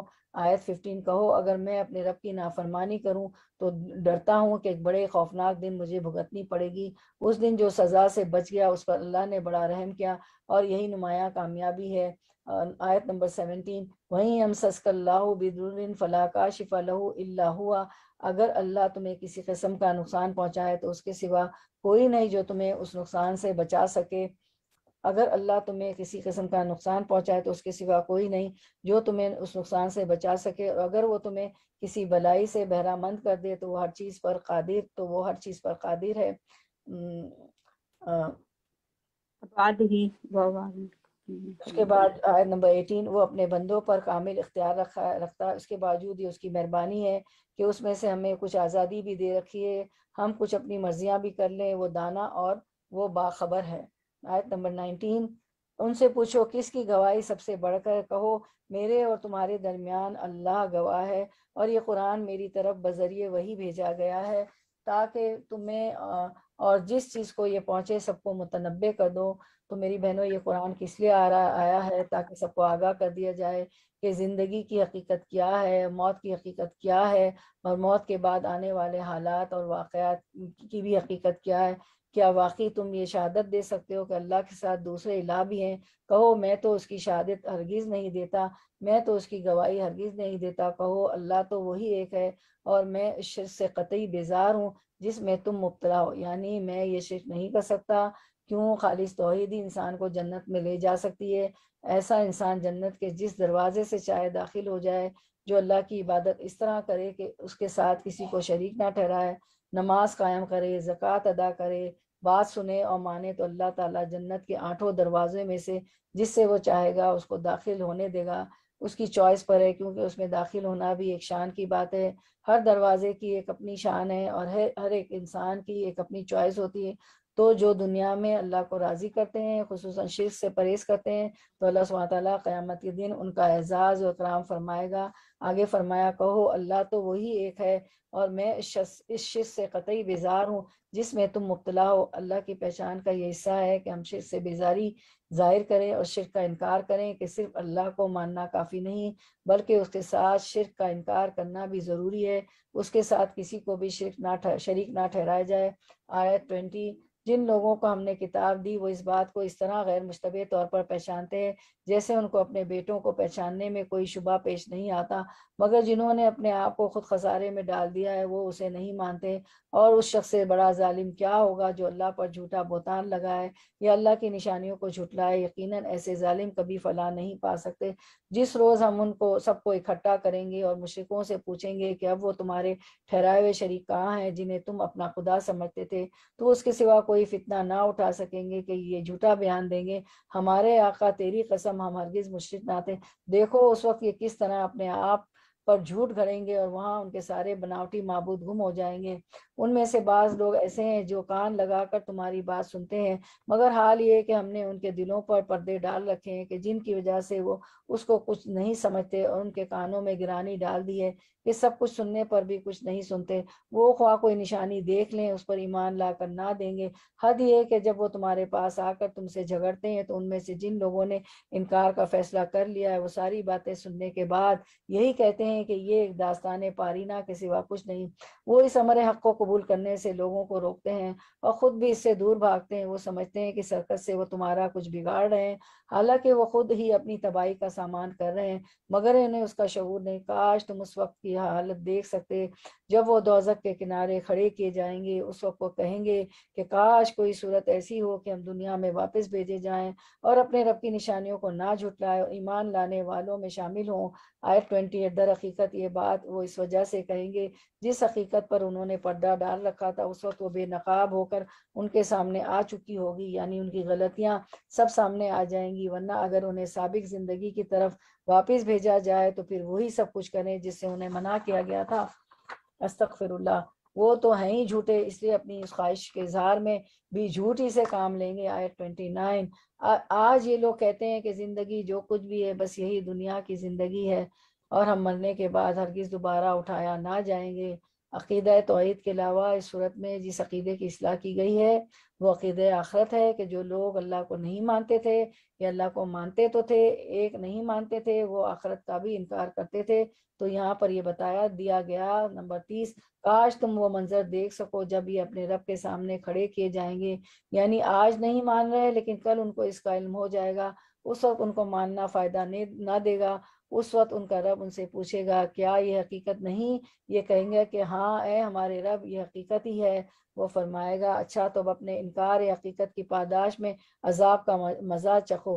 قد خسر الذین کذبوا بلقاء اللہ حتی اذا جاءتهم الساعة بغتة قالوا یا حسرتنا علی ما فرطنا بها وهم یحملون اوزارهم علی ظہورہم الا ساء ما یزرون۔ نقصان میں پڑ گئے وہ لوگ جنہوں نے اللہ سے اپنی ملاقات کی اطلاع کو جھوٹ قرار دیا، یعنی جو لوگ آخرت کو نہیں مانتے ان کا انجام وہ شدید نقصان سے دوچار ہونے والے ہیں۔ جب اچانک وہ گھڑی آ جائے گی، یعنی موت ہی آ جائے گی، اس کے بعد قیامت کے دن کھڑے کیے جائیں گے، تو یہی لوگ کہیں گے کہ افسوس ہم اس معاملے میں کہ کس کیسی کوتاہی ہوئی۔ ان کا حال یہ ہوگا کہ اپنے پیٹھوں پر اپنے گناہوں کا بوجھ لادے ہوئے ہوں گے۔ دیکھو کیسا برا بوجھ ہے جو یہ اٹھا رہے ہیں، کس قدر شرمندگی کی بات ہوگی کہ انسان کے سارے گناہ اس کے کندھے پر لدے ہوئے اس کے رب کے سامنے اور بندوں کے سامنے ہوں گے، اور وہ ان میں سے کچھ بھی چھپا نہ سکے گا۔ تو دنیا میں تو کوئی بھی ایسی چیز جو ہم کو پسند نہیں ہوتی اس کو ہم لوگوں کے سامنے نہیں کرتے، اور جو ہے کور کرتے ہیں، چھپا دیتے ہیں، اریز کر دیتے ہیں، ڈیلیٹ کر دیتے ہیں، لیکن وہاں پر کوئی آپشن ڈیلیٹ کرنے کا نہیں ہوگا، اور آپ اپنے اعمال کو ضائع کر دیں۔ دیکھو کیسا برا بوجھ ہے جو یہ اٹھا رہے ہیں۔ نمبر 32، وَمَا الْحَيَاةُ الدُّنْيَا إِلَّا لَعِبٌ وَلَهْوٌ وَلَدَارُ الْآخِرَةُ خَيْرٌ لِلَّذِينَ يَتَّقُونَ أَفَلَا تَعْقِلُونَ۔ دنیا کی زندگی تو کھیل اور تماشا ہے، حقیقت میں آخرتی کا مقام ان لوگوں کے لیے بہتر ہے جو ضیاءکاری سے بچنا چاہتے ہیں۔ پھر کیا تم لوگ عقل سے کام نہ لوگے؟ یعنی دنیا کی زندگی کیا ہے؟ ایک دھوکہ ہے، یعنی ظاہری ڈسیپشن ہے، یعنی اس کی جو اپیرنس ہے اس سے ہم دھوکہ کھائے ہوئے ہیں، حالانکہ حقیقت یہ ہے کہ کوئی بھی چیز جس طرح ہمیں نظر آتی ہے ویسی وہ ہے نہیں۔ تم سب کو اس سے اچھی طرح باخبر ہونا چاہیے، اور اس کی حقیقت جاننے کے لیے دعا کرنی چاہیے کہ اللہ تعالیٰ ہم پر حقیقت ظاہر کر دے، جو چیز جیسی ہے ہمیں ویسی نظر آیا کرے، ہم کسی بھول میں مبتلا نہ ہوں۔ 33، اے محمد صلی اللہ علیہ وسلم، ہمیں معلوم ہے کہ جو باتیں یہ لوگ بناتے ہیں ان سے تمہیں رنج ہوتا ہے۔ کتنی فطری سی بات ہے، جب لوگ جھوٹے الزام لگائیں یا ایمان لا کر نہ دیں تو اس وقت ایک تکلیف ہوتی ہے، لیکن یہ لوگ تمہیں نہیں جھٹلاتے، بلکہ دراصل یہ ظالم دراصل اللہ کی آیات کا انکار کر رہے ہیں۔ 34، تم سے پہلے بھی بہت سے رسول جھٹلائے جا چکے ہیں، مگر اس کی تکذیب پر، ان اذیتوں پر جو انہیں پہنچائی گئی انہوں نے صبر کیا، یہاں تک کہ انہیں ہماری مدد پہنچ گئی۔ اللہ کی باتوں کو بدلنے کی طاقت کسی میں نہیں ہے، اور پچھلے رسولوں کے ساتھ جو کچھ پیش آیا اس کی خبریں تمہیں پہنچ ہی چکی ہیں۔ 35، تاہم اگر ان لوگوں کی بے رخی تم سے برداشت نہیں ہوتی تو اگر تم میں کچھ زور ہے تو زمین میں کوئی سرنگ ڈھونڈو یا آسمان میں سیڑھی لگاؤ اور ان کے پاس کوئی نشانی لانے کی کوشش کرو۔ اگر اللہ چاہتا تو ان سب کو ہدایت پر جمع کر سکتا تھا۔ یعنی لوگ آپ کی حفاظت کرتے ہیں اور لوگ آپ کی مخالفت کرتے ہیں اور آپ سے معجزات طلب کرتے ہیں۔ نبی صلی اللہ علیہ وسلم امید رکھتے تھے کہ اللہ تعالیٰ انہیں معجزات سے نوازے، لیکن کیا ہوا، بعض اوقات نوازے بھی گئے لیکن کفار کی ہر بات نہیں مانی گئی۔ ایسی صورت میں نبی صلی اللہ علیہ وسلم کو بتایا جا رہا ہے کہ صرف معجزوں کے زور پر ان سے حق نہیں منوانا ہے، بلکہ حق کو حق کے طور پر پہچان کر حق کو مانیں۔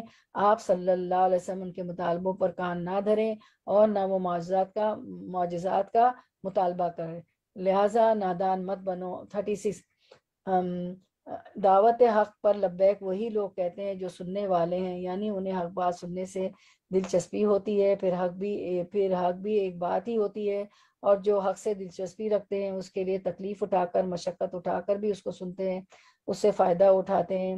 والموت یبعثہم اللہ ثم الیہ یرجعون، رہے مردے، یہاں مردے ان لوگوں کو کہا گیا ہے جن کے ضمیر مردہ ہو چکے ہیں، جن کی عقل سمجھ ختم ہو چکی ہو، تو انہیں اللہ بس قبروں ہی سے اٹھائے گا اور پھر وہ اس عدالت میں پیش ہونے کے لیے واپس لائے جائیں گے، یعنی قیامت کے دن ان کا حساب ہوگا، اور ویسے بھی جو مردے قبروں میں ہیں ان سب کو اٹھایا جائے گا۔ 37، یہ لوگ کہتے ہیں کہ اس نبی پر اس کے رب کی طرف سے کوئی نشانی کیوں نہیں اتری؟ کہو اللہ نشانی اتارنے کی پوری قدرت رکھتا ہے، مگر ان میں سے اکثر لوگ نادانی میں مبتلا ہیں۔ 38، زمین میں چلنے والے کسی جانور اور ہوا میں پروں سے اڑنے والے کسی پرندے کو دیکھ لو، یہ سب تمہاری طرح کی انواع ہے۔ پھر غور و فکر کی دعوت دی جا رہی ہے توحید کا سبق دینے کے لیے، تو آیت کونی میں غور و فکر کرنا چاہیے۔ آیت کونی کیا ہے کہ جو ہے کائنات میں غور و فکر کرنا، اور آیت شرعی جو ہے اللہ کی کتاب میں، ہم نے ان کی تقدیر کے نوشتے میں کوئی کسر نہیں چھوڑی۔ پھر یہ سب اپنے رب کی طرف سمیٹے جاتے ہیں۔ 39 مگر جو لوگ ہماری نشانیوں کو جھٹلاتے ہیں وہ بہرے اور گونگے ہیں، تاریکیوں میں پڑے ہوئے ہیں۔ اللہ جسے چاہتا ہے بھٹکا دیتا ہے اور جسے چاہتا ہے سیدھی راہ پر لگا دیتا ہے۔ 40 ان سے کہیے ذرا غور کر کے بتاؤ، اگر کبھی تم اللہ کی طرف سے کوئی بڑی مصیبت آ جاتی ہے یا آخری گھڑی آ پہنچی تو کیا اس وقت تم اللہ کے سوا کسی اور کو پکارتے ہو؟ اللہ تعالیٰ کو ایک ماننے میں یہ بات بھی ہے کہ تمام طرح کی دعائیں، نظر و نیاز، سب کچھ اسی کے نام پر مانگی جائے۔ بولو اگر تم سچے ہو، اس وقت تم اللہ ہی کو پکارتے ہو، پھر اگر وہ چاہتا تو اس مصیبت کو تم پر سے ٹال دیتا۔ ایسے موقع پر تم اپنے ٹھہرائے ہوئے شریکوں کو بھول جاتے ہو۔ وَلَقَدْ أَرْسَلْنَا إِلَىٰ أُمَمٍ مِّن قَبْلِكَ تم سے پہلے بہت سی قوموں میں ہم نے رسول بھیجے اور ان قوموں کو مصائب والا آلام میں مبتلا کیا تاکہ وہ عاجزی کے ساتھ ہمارے سامنے جھک جائیں۔ بس ہماری طرف سے ان پر سختی آئی تو کیوں نہ انہوں نے عاجزی اختیار کی، مگر ان کے دل تو اور سخت ہو گئے، اور شیطان نے ان کو اطمینان دلایا کہ جو کچھ تم کر رہے ہو خوب کر رہے ہو۔ 44 پھر جب انہوں نے اس نصیحت کو جو انہیں کی گئی تھی بھلا دیا تو ہم نے ہر طرح کی خوشحالیوں کے دروازے ان کے لیے کھول دیے، یہاں تک کہ جب وہ ان بخششوں میں جو انہیں عطا کی گئی تھی خوب مگن ہو گئے تو اچانک ہم نے انہیں پکڑ لیا، اور اب حال یہ تھا کہ وہ ہر خیر سے مایوس تھے۔ اس طرح ان لوگوں کی جڑ کاٹ کر رکھ دی گئی جنہوں نے ظلم کیا، اور تعریف ہے اللہ رب العالمین کے لیے کہ اس نے ان کی جڑ کاٹ دی۔ یہاں ایک بڑی اہم بات پتہ چلتی ہے کہ اگر نافرمانیوں کے باوجود بھی اللہ کی نعمتیں وافر مقدار میں آپ کو ملتی رہیں تو یہ نعمتیں عذاب کا پیش خیمہ ہوتی ہے۔ اللہ سبحانہ تعالیٰ پکڑنا چاہتا ہے، پکڑنے سے پہلے ایک آخری مہلت دیتا ہے۔ اللہ تعالیٰ نے بندوں کی ہدایت کے لیے مختلف انتظام کے رسولوں کو بھیجا، پھر رسولوں کے جو فالوورز تھے ان کے بعد انہوں نے لوگوں کو پیغام پہنچایا، کائنات کی نشانیوں کے ذریعے لوگوں کو غور و فکر سکھایا، اپنی پہچان کرائی۔ جب لوگ ان سب چیزوں سے نہیں مانے تو اللہ تعالیٰ نے ان پر مختلف آزمائشیں بھیجی کہ شاید اس طرح اللہ کی طرف لوٹ آئیں، لیکن جب انہوں نے ان آزمائشوں سے کوئی سبق نہیں سیکھا تو اللہ نے ان کے لیے نعمتوں کے دروازے کھول دیے۔ فَلَمَّا نَسُوا مَا ذُكِرُوا بِهِ فَتَحْنَا عَلَيْهِمْ أَبْوَابَ كُلِّ شَيْءٍ دنیا کی نعمتیں ان پر خوب خوب برسنے لگی تو پھر کیا ہوا، اچانک پکڑ آ گئی۔ تو اللہ کی نعمتیں دو وجہ سے آتی ہیں، ایک جب ہم شکر گزار ہوتے ہیں، اللہ کے اطاعت گزار ہوتے ہیں تو اس وقت جو نعمت آتی ہے وہ امتحان تو ہوتی ہے لیکن بہرحال وہ اللہ کی ناراضگی کا ذریعہ نہیں ہوتی، اور دوسری نعمت جب زیادہ ہو جائے وہ اللہ کی ناراضگی کی وجہ سے، اور وہ کس وجہ سے ہوتی ہے، جب اللہ نافرمانی ہم کرتے ہیں تو اس کو پھر بھی انعام ملتا چلا جاتا ہے۔ اللہ کی طرف سے ایک ڈھیل ہوتی ہے، ایک ٹیسٹ ہوتا ہے بہت سخت قسم کا۔ پھر حدیث مبارکہ ہے، نبی صلی اللہ علیہ وسلم نے فرمایا اگر تم دیکھو اللہ کسی شخص کو اس کی نافرمانیوں کے باوجود دنیا میں وہ کچھ عطا کر رہا ہے جو وہ چاہتا ہے، یعنی گناہوں کے باوجود اسے وہ سب کچھ مل رہا ہے جو وہ چاہتا ہے، تو یہ استدراج ہے، یہ اللہ کا اس کو ڈھیل دینا ہے۔ پھر نبی صلی اللہ علیہ وسلم نے یہی آیت تلاوت فرمائی، آیت نمبر جو تھی 46 اے محمد صلی اللہ علیہ وسلم ان سے کہیے کہ کبھی تم نے یہ بھی سوچا کہ اگر اللہ تمہاری بینائی اور سماعت تم سے چھین لے اور تمہارے دلوں پر مہر کر دے تو اللہ کے سوا کون سا الہ ہے جو یہ قوتیں تمہیں واپس دلا سکتا ہے؟ تو جو ہے شکر ادا کرنے کا طریقہ یہ ہے کہ دینے والے کو پہچانا جائے، اس کی توحید کو مانا جائے۔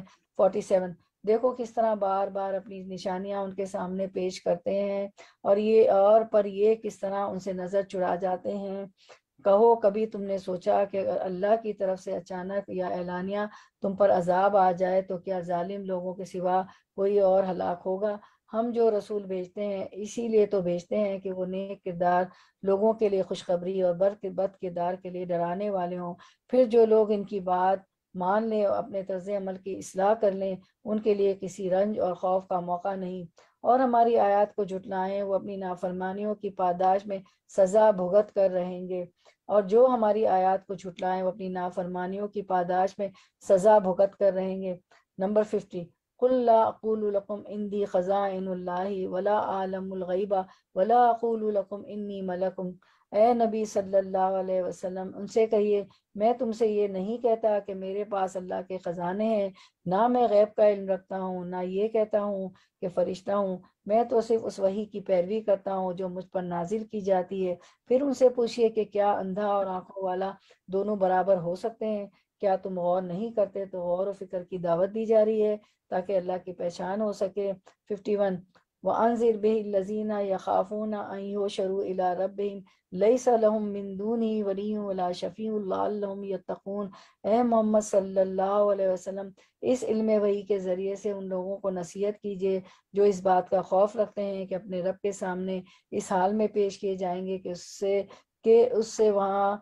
اس سے سوا وہاں کوئی نہ ہوگا جو ان کا حامی و مددگار ہو، یعنی قیامت کے دن صرف اللہ ہی کی مدد کام آئے گی، یا اس کی سفارش کرے شاید کہ اس نصیحت سے متنبع ہو کر وہ خدا ترسی کی روش اختیار کر لے۔ آیت 52 to 53 جو لوگ اپنے رب کو دن رات پکارتے ہیں اور اس کی خوشنودی کی طلب میں لگے ہوئے ہیں، انہیں اپنے سے دور نہ پھینکو۔ ان کے حساب میں سے کسی چیز کا بوجھ تم پر نہیں اور تمہارے حساب میں سے کسی چیز کا بار ان پر نہیں، بس اس پر بھی اگر تم انہیں دور پھینکو گے تو ظالموں میں شمار ہوگے۔ دراصل ہم نے اس طرح ان لوگوں میں سے بعض کو بعض کے ذریعے آزمائش میں ڈالا ہے تاکہ انہیں دیکھ کر کہیں یہ ہیں وہ لوگ جن پر ہمارے درمیان اللہ کا فضل و کرم ہوا ہے۔ ہاں، کیا اللہ اپنے شکر گزار بندوں کو ان سے زیادہ نہیں جانتا؟ 54 جب تمہارے پاس وہ لوگ آئیں جو ہماری آیات پر ایمان لاتے ہیں تو ان سے کہیے کہ تم پر سلامتی ہے، تمہارے رب نے رحم و کرم کا شیوا اپنے اوپر لازم کر لیا ہے۔ یہ اس کا رحم و کرم ہی ہے کہ اگر تم میں سے کوئی نادانی کے ساتھ کسی برائی کا ارتکاب کر بیٹھا ہو، پھر اس کے بعد توبہ کرے اور اصلاح کرے تو وہ اسے معاف کر دیتا ہے اور نرمی سے کام لیتا ہے۔ آیت نمبر 55 اس طرح اپنی نشانیاں کھول کھول کر بیان کرتے ہیں تاکہ مجرموں کی راہ بالکل نمایاں ہو جائے۔ آیت 56 قل انی نہیت ان اعبد الذین تدعون من دون اللہ قل لا تتبعوا اہواءکم قد دللت اذا ما وانا من المہتدین۔ اے محمد صلی اللہ علیہ وسلم، قد دللت اذا وما انا من المہتدین، اے محمد صلی اللہ علیہ وسلم ان سے کہیے کہ تم لوگ اللہ کے سوا جن دوسروں کو پکارتے ہو ان کی بندگی کرنے سے مجھے منع کیا گیا ہے۔ کہیے میں تمہاری خواہشات کی پیروی نہیں کروں گا، اگر میں نے ایسا کیا تو گمراہ ہو گیا، راہ راست پانے والوں میں سے نہ رہوں گا۔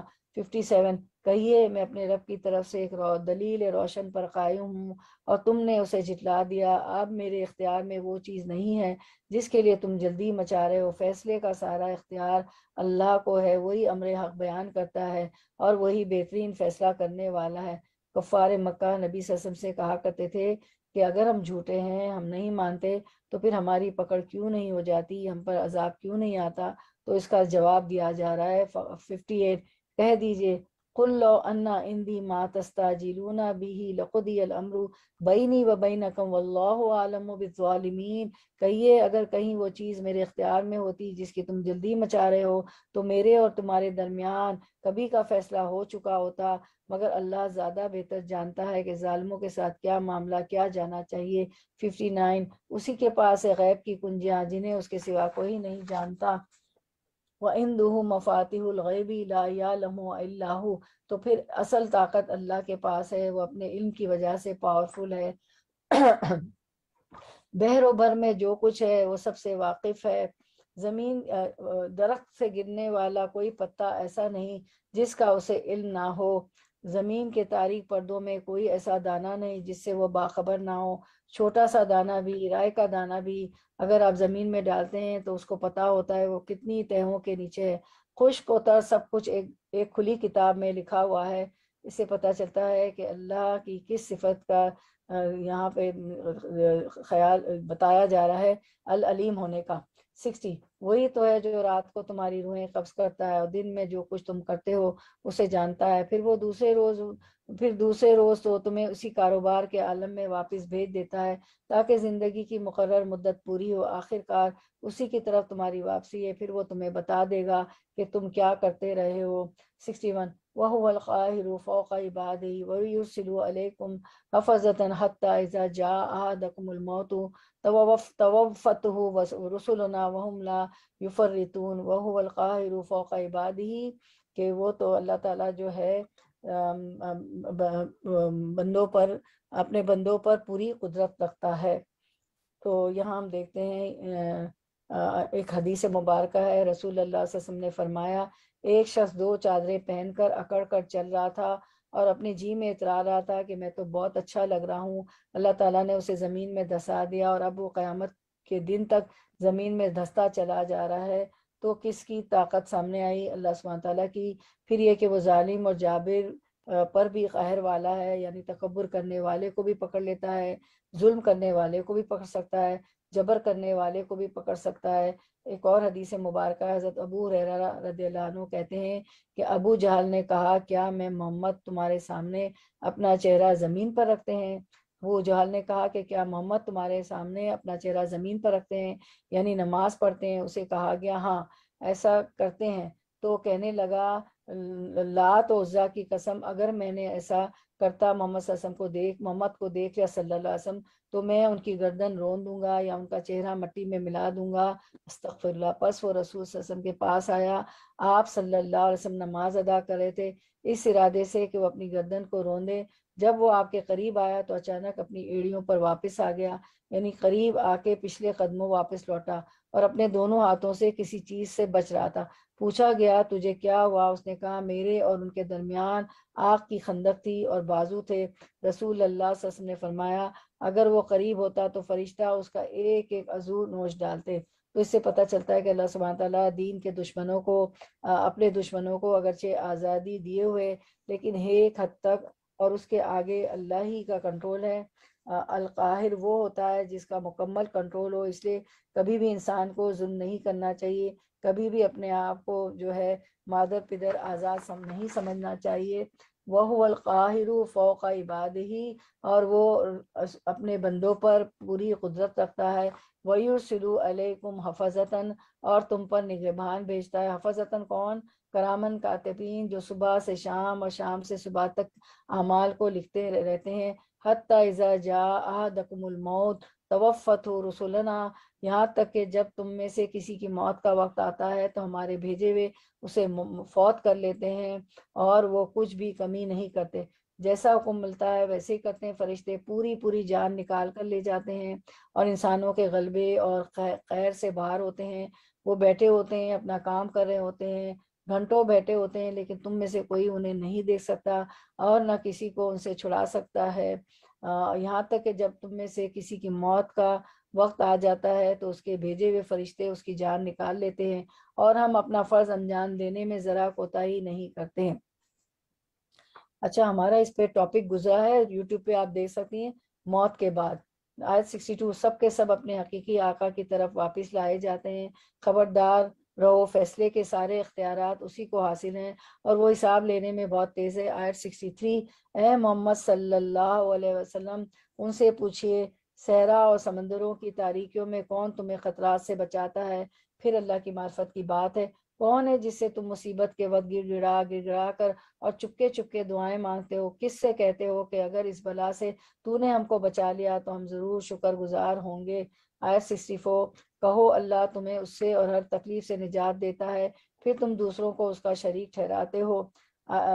ثم انتم تشرکون، آیت 65 کہو وہ اس پر قادر ہے کہ تم پر کوئی عذاب اوپر سے نازل کر دے، یعنی کوئی پتھر برسے جیسے ابرہہ پر نازل ہوا تھا، ابرہہ ہاتھیوں کا لشکر لے کے آیا تھا تو اس پہ پتھر برسائے گئے تھے، یا پھر کوئی طوفان آ جائے جیسے خون اور ٹڈیاں برسی تھی فرعونیوں پر، مینڈک بھی برسے تھے، یا کبھی بجلیاں گری، یا تمہارے قدموں کے نیچے سے مراد جیسے زلزلہ وغیرہ آ جائے یا زمین پھٹ جائے، یا تمہیں گروہوں میں تقسیم کر کے ایک گروہ کو دوسرے گروہ کی طاقت کا مزہ چکھایا جائے، یعنی آپس میں لڑ پڑیں، یعنی گھروں کے اندر لڑائیاں، اداروں کے اندر، شہروں کے اندر، ملکوں کے اندر، قوموں کے اندر، کہ کہیں دنیا میں چین اور امن نام کی کوئی چیز نہ ہو، یہ بھی اللہ کے عذاب ہی کی قسم ہے۔ ہم کس طرح بار بار مختلف طریقوں سے اپنی نشانیاں ان کے سامنے پیش کر رہے ہیں، شاید کہ یہ حقیقت کو سمجھ لیں۔ 66 تمہاری قوم اس کا انکار کر رہی ہے حالانکہ وہ حقیقت ہے، ان سے کہیے کہ میں تم پر حوالے دار نہیں بنایا گیا ہوں۔ آیت 67 ہر خبر کے ظہور میں آنے کا ایک وقت مقرر ہے، ان قریب تم کو خود معلوم ہو جائے گا۔ بار بار اس بات کا مطالبہ کرتے تھے کہ تم عذاب لے آؤ یا پھر آخرت آ جائے یا پھر قیامت کا دن آ جائے۔ اس میں بتایا گیا ہے کہ ہر چیز کا ایک وقت مقرر ہے، جو عذاب یا جو کچھ بھی آتا ہے، جو کچھ بھی آنا ہوگا وہ آ کر رہے گا، اللہ کی کوئی بات بھی جھوٹی نہیں ہے، اللہ کی کوئی بات بھی جھوٹی نہیں ہے۔ اس کے بعد ہم دیکھتے ہیں آیت نمبر 68، اے محمد صلی اللہ علیہ وسلم جب آپ دیکھیں کہ لوگ ہماری آیات پر نکتہ چینیاں کر رہے ہیں تو ان کے پاس سے ہٹ جائیں، یہاں تک کہ وہ اس گفتگو کو چھوڑ کر دوسری باتوں میں لگ جائیں۔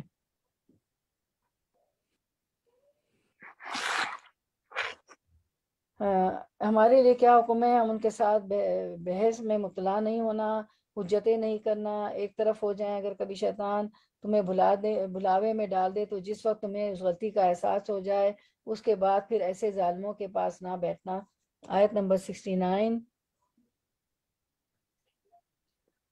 ان کے حساب میں سے کسی چیز کی ذمہ داری پرہیزگار لوگوں پر نہیں، البتہ نصیحت کرنا ان کا فرض ہے، شاید کہ وہ غلط روی سے بچ جائیں۔ آیت 70، چھوڑ دو ان لوگوں کو جنہوں نے اپنے دین کو کھیل اور تماشا بنا رکھا ہے، وَذَرِ الَّذِينَ اتَّخَذُوا دِينَهُمْ لَعِبًا وَلَهْوًا۔ اس کا کیوں حکم دیا جا رہا ہے؟ اس لیے کہ جب انسان ایسے لوگوں کے بیچ میں ہوتا ہے تو بار بار دین کے خلاف باتیں سننے سے انسان کا ایمان کمزور ہونے لگتا ہے، اور دین کے بارے میں سے وسوسے اور شبہات آنے لگتے ہیں۔ ایسے لوگ اس طرح کیوں کرتے ہیں؟ تاکہ انہیں دین پر عمل نہ کرنا پڑے۔ انسان کی ایک بہت بڑی فطرت ہوتی میری بہنوں کہ جس چیز کو وہ خود نہیں لینا چاہتا، خود اپنانا نہیں چاہتا، اس کے اندر نقص نکالنا شروع کر دیتا ہے۔ اس کی کیا وجہ ہوتی ہے کہ انسان عمل کرنا نہیں چاہتا؟ کیونکہ وہ دنیا کی زندگی کی محبت میں مبتلا ہوتا ہے، وغرتہم الحیات الدنیا، اور جنہیں دنیا کی زندگی فریب میں مبتلا کیے ہوئے۔ لیکن کیا ایسے لوگوں کو چھوڑ دینا چاہیے کہ وہ صرف حجت بازیاں کرتے پھریں، بحث مباحثہ کرتے پھریں؟ نہیں، چھوڑنا تو نہیں۔ فرمایا کہ جس وقت وہ بحثیں کریں تو ہٹ جائیں، ٹھیک ہو جائیں تو پھر آ جائیں، اور جب موقع ملے تو اپنا کام کریں۔ وذکر بہی، اور اس قرآن کے ذریعے نصیحت کر کے یہ اچھی بات بتا کر تنبیہ کرتے رہے کہ کہیں کوئی شخص اپنے کیے ہوئے کرتوتوں کے وبال میں گرفتار نہ ہو جائے، کہیں ان لوگوں کو کی پکڑ نہ ہو جائے۔ حقیقت یہ ہے کہ مومن ہر حال میں خیرخواہ ہوتا ہے، دوسروں کو غلط کام کرتے دیکھ کر کھلی چھٹی نہیں دیتا کہ تم جو چاہو کرو، اور گرفتار بھی اسی حال میں ہو کہ اللہ سے بچانے والا کوئی حامی و مددگار اور کوئی سفارشی ان کے لیے نہ ہو۔ اگر وہ ہر ممکن چیز فدیے میں دے کر چھوٹنا چاہیں تو وہ بھی اسے قبول نہ کی جائے، کیونکہ ایسے لوگ خود اپنی کمائی کے نتیجے میں پکڑے جائیں گے۔ ان کو اپنے انکار حق کے معاوضے میں کھولتا ہوا پانی پینے ملے گا۔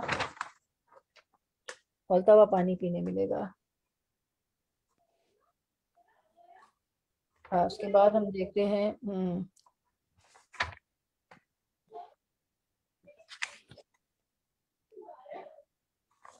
اچھا، اب آیت نمبر ہماری کون سی ہے؟ ان کو کھولتا ہوا پانی پینے کو ملے گا۔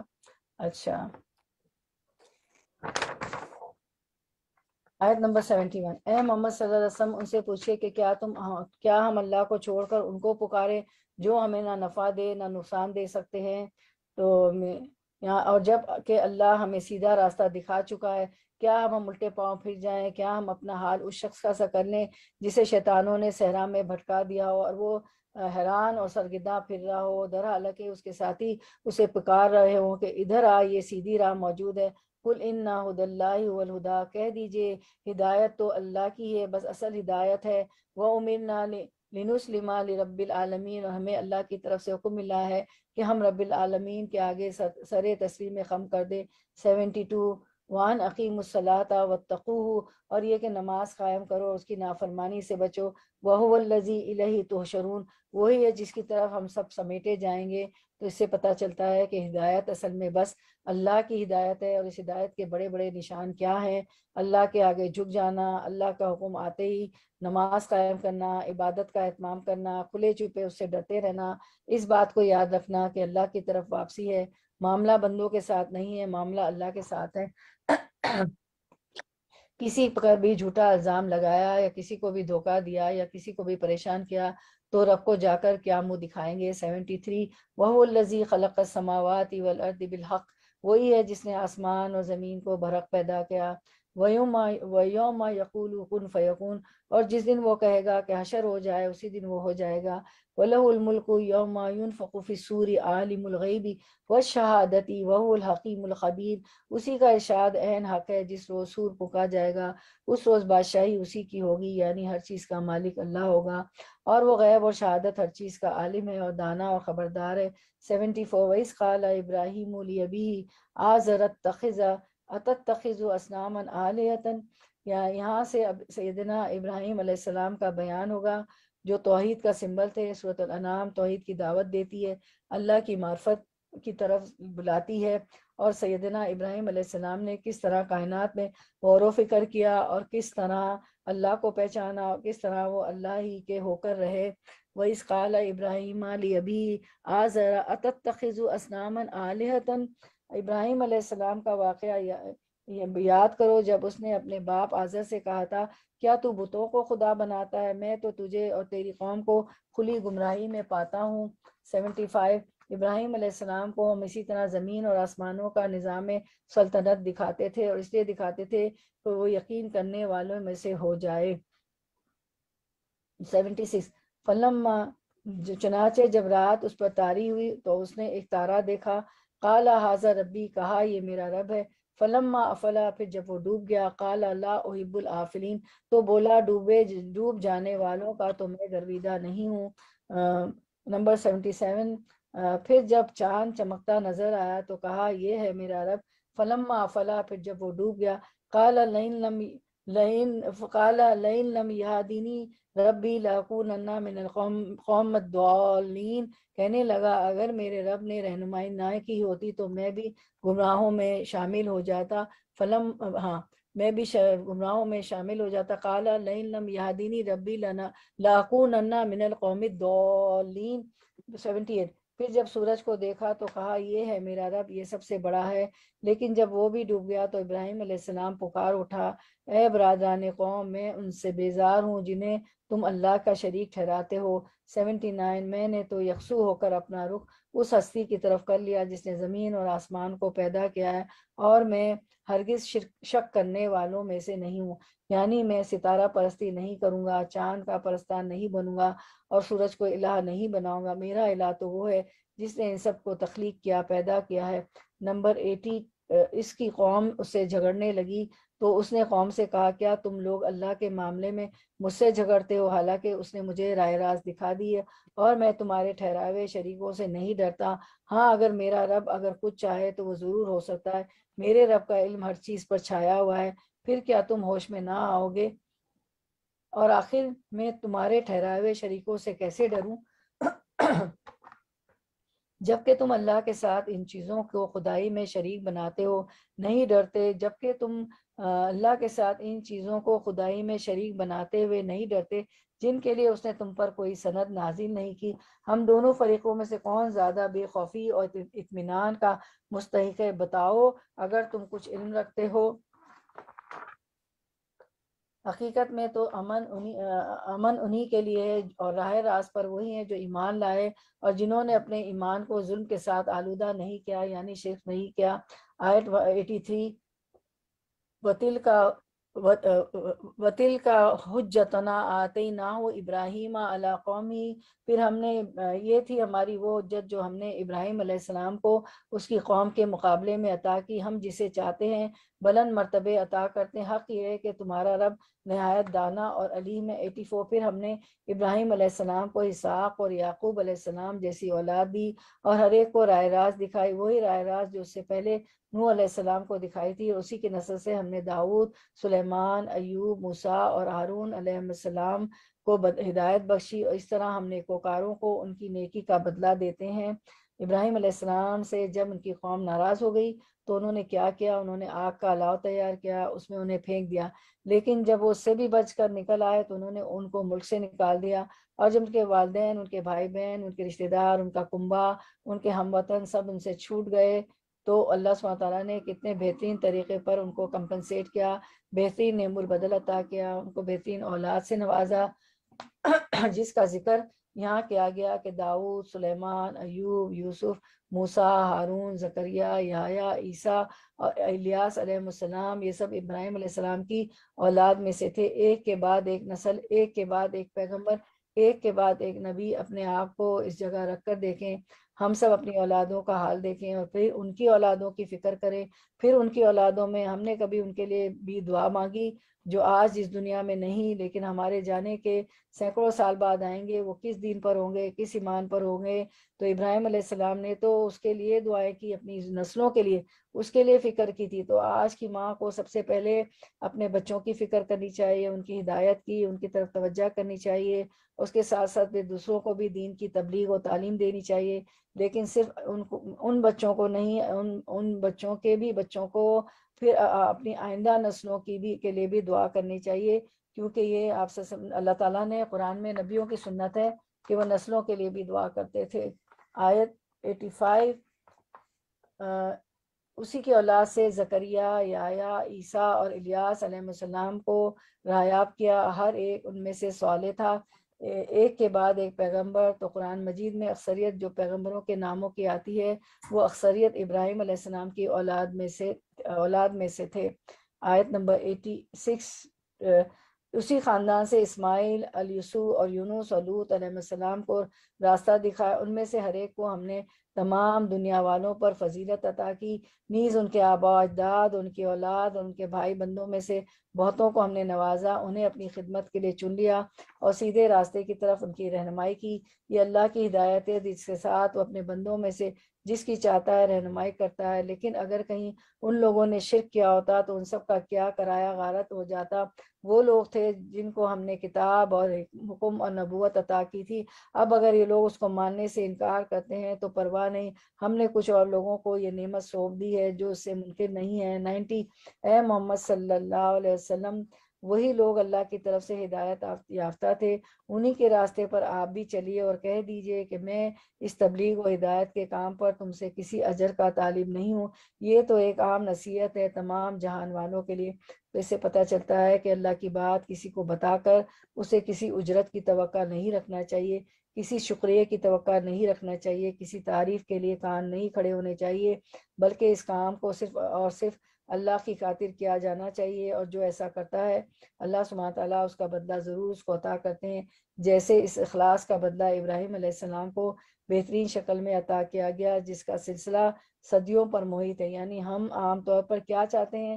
فوری انسٹنٹ ریوارڈ، اور یہاں اللہ تعالیٰ صدیوں پر محیط ریوارڈ دے رہے ہیں، ایک کے بعد ایک پیغمبر بھیج رہے ہیں۔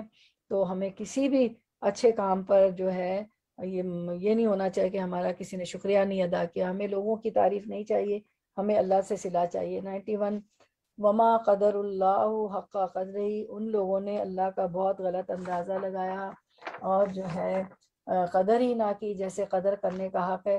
جب کہا کہ اللہ نے کسی بشر پر کچھ نازل نہیں کیا، اتنے پیغمبر بھیجنے کے بعد بھی یہ بات کہی جا رہی، ان سے پوچھو کہ وہ کتاب جسے موسیٰ علیہ السلام لائے، جو تمام انسانوں کے لیے روشنی اور ہدایت تھی، جسے تم پارا پارا کر کے رکھتے ہو، کچھ دکھاتے ہو اور بہت کچھ چھپاتے ہو، اور جس کے ذریعے تمہیں وہ علم دیا گیا جو تمہیں حاصل نہ تھا اور نہ تمہارے باپ دادا کو، آخر اس کا نازل کرنے والا کون تھا؟ بس اتنا کہہ دیجئے کہ اللہ، پھر انہیں اپنی دلیل بازیوں سے کھیلنے کے لیے چھوڑ دیجئے۔ 92 اسی کتاب کی طرح یہ کتاب ہے جسے ہم نے نازل کیا، یعنی یہ قرآن مجید وہذا کتاب انزلناہ مبارکن، بہت بابرکت کتاب ہے، جو اسے پڑھے گا، جو اسے سمجھے گا، جو اس پر عمل کرے گا، جو اس کے مطابق پیغام کو آگے پہنچائے گا، اس کی زندگی برکتوں سے مالا مال ہو جائے گی۔ یہ اللہ کا وعدہ ہے اور اللہ اپنے وعدے کے خلاف ورزی نہیں کرتا۔ مصدق الذی بین یدیہ، یہ تصدیق کرنے والی ہے اس چیز کی جو اس سے پہلے آئی تھی، یعنی پہلی کتابوں کی، اور اس لیے نازل کی گئی ہے کہ اس کے ذریعے سے کہ تم بستیوں کے اس مرکز یعنی مکہ اور اس کے اطراف میں رہنے والوں کو متنبع کرو، جو لوگ آخرت کو مانتے ہیں وہ اس کتاب پر ایمان لاتے ہیں۔ تو جو آخرت پر ایمان رکھتا ہے، جس کو پتہ ہے میرا امتحان ہونے والا ہے، وہ اس کتاب کو ضرور کھولے گا، ضرور پڑھے گا، ضرور سمجھے گا اور مستقل طور پر سمجھتا رہے گا۔ اور ان کا حال یہ ہے کہ اپنی نمازوں کی پابندی کرتے ہیں، آخرت پر ایمان لانے والے ہی نماز کی فکر کرتے ہیں۔ 93 اور اس شخص سے بڑا ظالم اور کون ہوگا جو اللہ پر جھوٹا بہتان گھڑے یا یہ کہے کہ مجھ پر وحی آئی حالانکہ اس پر کوئی وحی نہ آئی ہو، جو اللہ کی نازل کردہ چیز کے بارے میں کہے کہ میں ایسی چیز نازل کر کے دکھاؤں گا، یعنی قرآن کا مقابلہ۔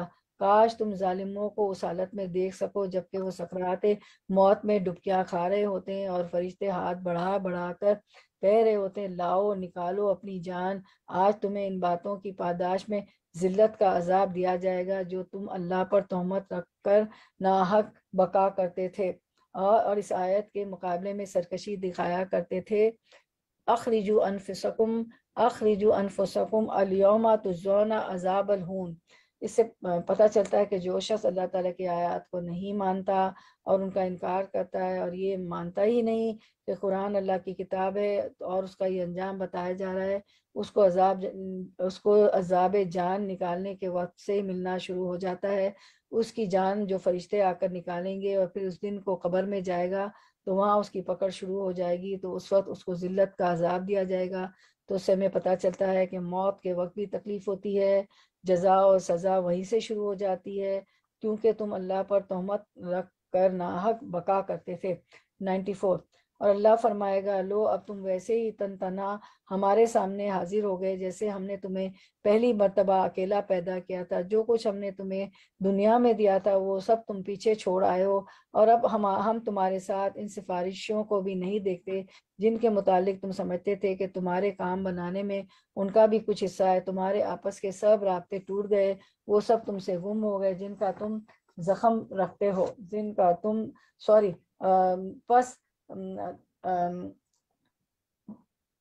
ہم دیکھتا ان کا بھی کچھ حصہ ہے، تمہارے آپس کے سب رابطے ٹوٹ گئے اور وہ سب تم سے گم ہو گئے جن کا تم زوم رکھتے ہو۔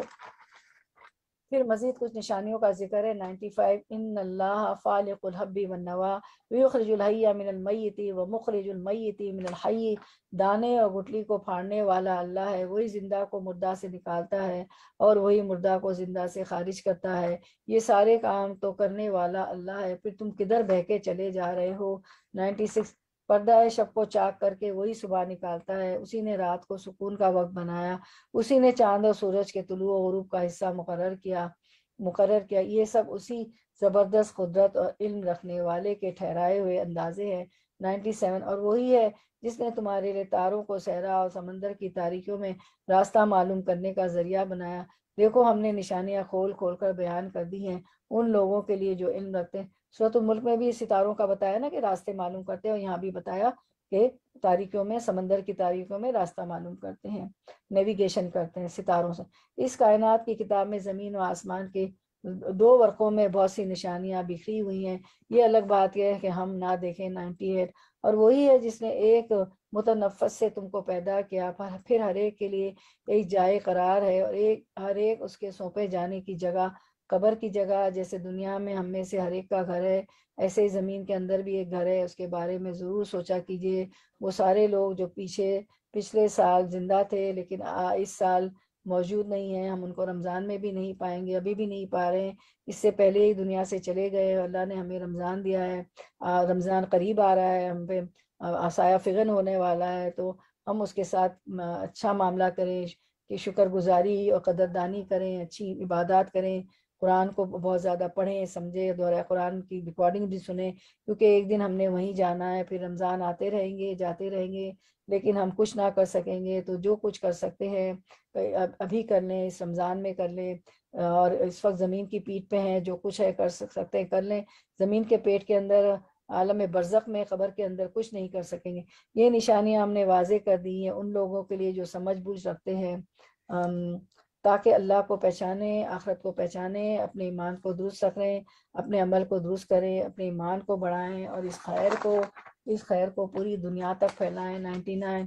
اور وہی ہے جس نے آسمان سے پانی برسایا، ایک کے بعد ایک نشانی دیکھے آتی چلی جا رہی ہے، غور و فکر کے لیے، معرفت الہی کے لیے، پھر اس کے ذریعے سے ہر طرح کی نباتات اگائی، پھر اس سے ہرے ہرے کھیت اور درخت پیدا کیے، پھر ان سے تہ بتہ چڑھے ہوئے دانے نکالے، اور کھجور کے شگوفوں سے پھلوں کے گچھے پیدا کیے جو بوجھ کے مارے جھکے پڑے ہیں، اور انگور اور زیتون اور انار کے باغ لگائے جن کے پھل ایک دوسرے سے ملتے جلتے بھی ہیں، اور پھر ہر ایک کی خصوصیات جدا جدا بھی ہیں۔ یہ درخت جب پھلتے ہیں تو ان میں پھل آنے اور پھر ان کے پکنے کی کیفیت ذرا غور سے دیکھو، اور ہم تم اور ہم تم جو ہیں اس چھوٹے ہم دیکھتے ہیں کہ پھر اللہ تعالیٰ آگے فرماتے ہیں ان چیزوں میں نشانیاں ہیں ان لوگوں کے لیے جو ایمان لاتے ہیں۔ آیت نمبر 100، اس پر بھی لوگوں نے بتوں کو اللہ کا شریک ٹھہرایا، حالانکہ ان کا بھی خالق ہے، اور بے جانے بوجھے اس کے لیے بیٹے اور بیٹیاں تصنیف کر دی، حالانکہ وہ پاک اور بالاتر ہے ان باتوں سے جو یہ لوگ کہتے ہیں۔ وہ تو آسمانوں اور زمین کا موجد ہے، اس کا کوئی بھی بیٹا کیسے ہو سکتا ہے جبکہ کوئی اس کے شریک زندگی ہی نہیں ہے۔ وہ تو لم یلد ولم یولد، اس نے ہر چیز کو پیدا کیا ہے اور وہ ہر چیز کا علم رکھتا ہے۔ یہ ہے اللہ تمہارا رب، کوئی خدا اس کے سوا نہیں، ہر چیز کا خالق، لہٰذا تم اسی کی بندگی کرو، وہ ہر چیز کا کفیل ہے۔ 103 لا تدرکہ الابصار وہو یدرک الابصار، مجھے آیت بہت پسند ہے۔ نگاہیں اس کو نہیں پا سکتی اور وہ نگاہوں کو پا لیتا ہے، وہ نہایت باریک بین اور باخبر ہے۔ یہاں ابصار کی بات ہوئی ہے اور اس کے ساتھ لطیف الخبیر کی بھی بات ہوئی ہے کہ باریک سے باریک چیزیں بھی وہ دیکھ لیتا ہے۔ 104 قد جاءکم بصائر من ربکم، دیکھو تمہارے پاس تمہارے رب کی طرف سے بصیرت کی روشنیاں آ گئی ہیں، یعنی کھلی کھلی نشانیاں آ گئی ہیں، غور و فکر کی دعوت آ گئی ہے۔ اب جو بینائی سے کام لے گا اپنا ہی بھلا کرے گا، اور جو اندھا بنے گا خود نقصان اٹھائے گا، میں تم پر کوئی پاسبان نہیں ہوں۔ 105 اس طرح ہم اپنی آیات کو بار بار مختلف طریقوں سے بیان کرتے ہیں، اور اس لیے بیان کرتے ہیں کہ یہ لوگ کہیں تم کسی سے پڑھ کر آئے ہو، اور جو لوگ علم رکھتے ہیں ان پر ہم حقیقت کو روشن کر دیں گے۔ اے محمد صلی اللہ علیہ وسلم، اے محمد صلی اللہ علیہ وسلم، اس وحی کی پیروی کیے جائے جو آپ پر آپ کے رب کی طرف سے نازل ہوئی ہے، کیونکہ اس ایک رب کے سوا کوئی اور الہ نہیں، اور ان مشرکین کے پیچھے نہ پڑو۔ 107 اگر اللہ کی مشیت ہوتی تو خود ایسا بندوبست کر سکتا تھا، یہ لوگ شرک نہ کرتے، تم کو ہم نے ان پر پاسبان مقرر نہیں کیا ہے، اور نہ تم ان پر حوالے دار ہو، یعنی آپ سسم کا کام صرف تبلیغ کرنا ہے، بات پہنچانا ہے، ذمہ دار یہ خود ہیں اپنے کفر کے، شرک کے، ناشکری کے۔ وما علیک الا البلاغ۔ 108 اور اے ایمان لانے والو، یہ لوگ اللہ کے سوا جن کو پکارتے ہیں انہیں گالیاں نہ دو، یعنی ان بتوں کو گالیاں مت دو۔ کیوں؟ اس لیے کہ اگر تم ان کے بتوں کو گالیاں دو گے تو وہ جواب میں اللہ سبحانہ تعالیٰ کو گالیاں دیں گے، اور اس طرح ہم سبب بنیں گے، وجہ بنیں گے، ذریعہ بنیں گے اللہ سبحانہ تعالیٰ کو برا بھلا کہنے کا۔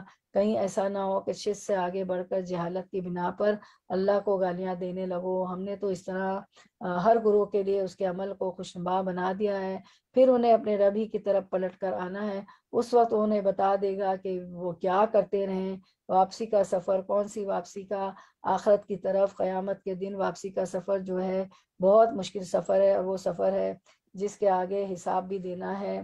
109 واقسموا باللہ، یہ لوگ کڑی کڑی قسمیں کھا کر کہتے ہیں کہ اگر کوئی نشانی ہمارے سامنے آ جائے تو ہم اس پر ایمان لے آئیں گے۔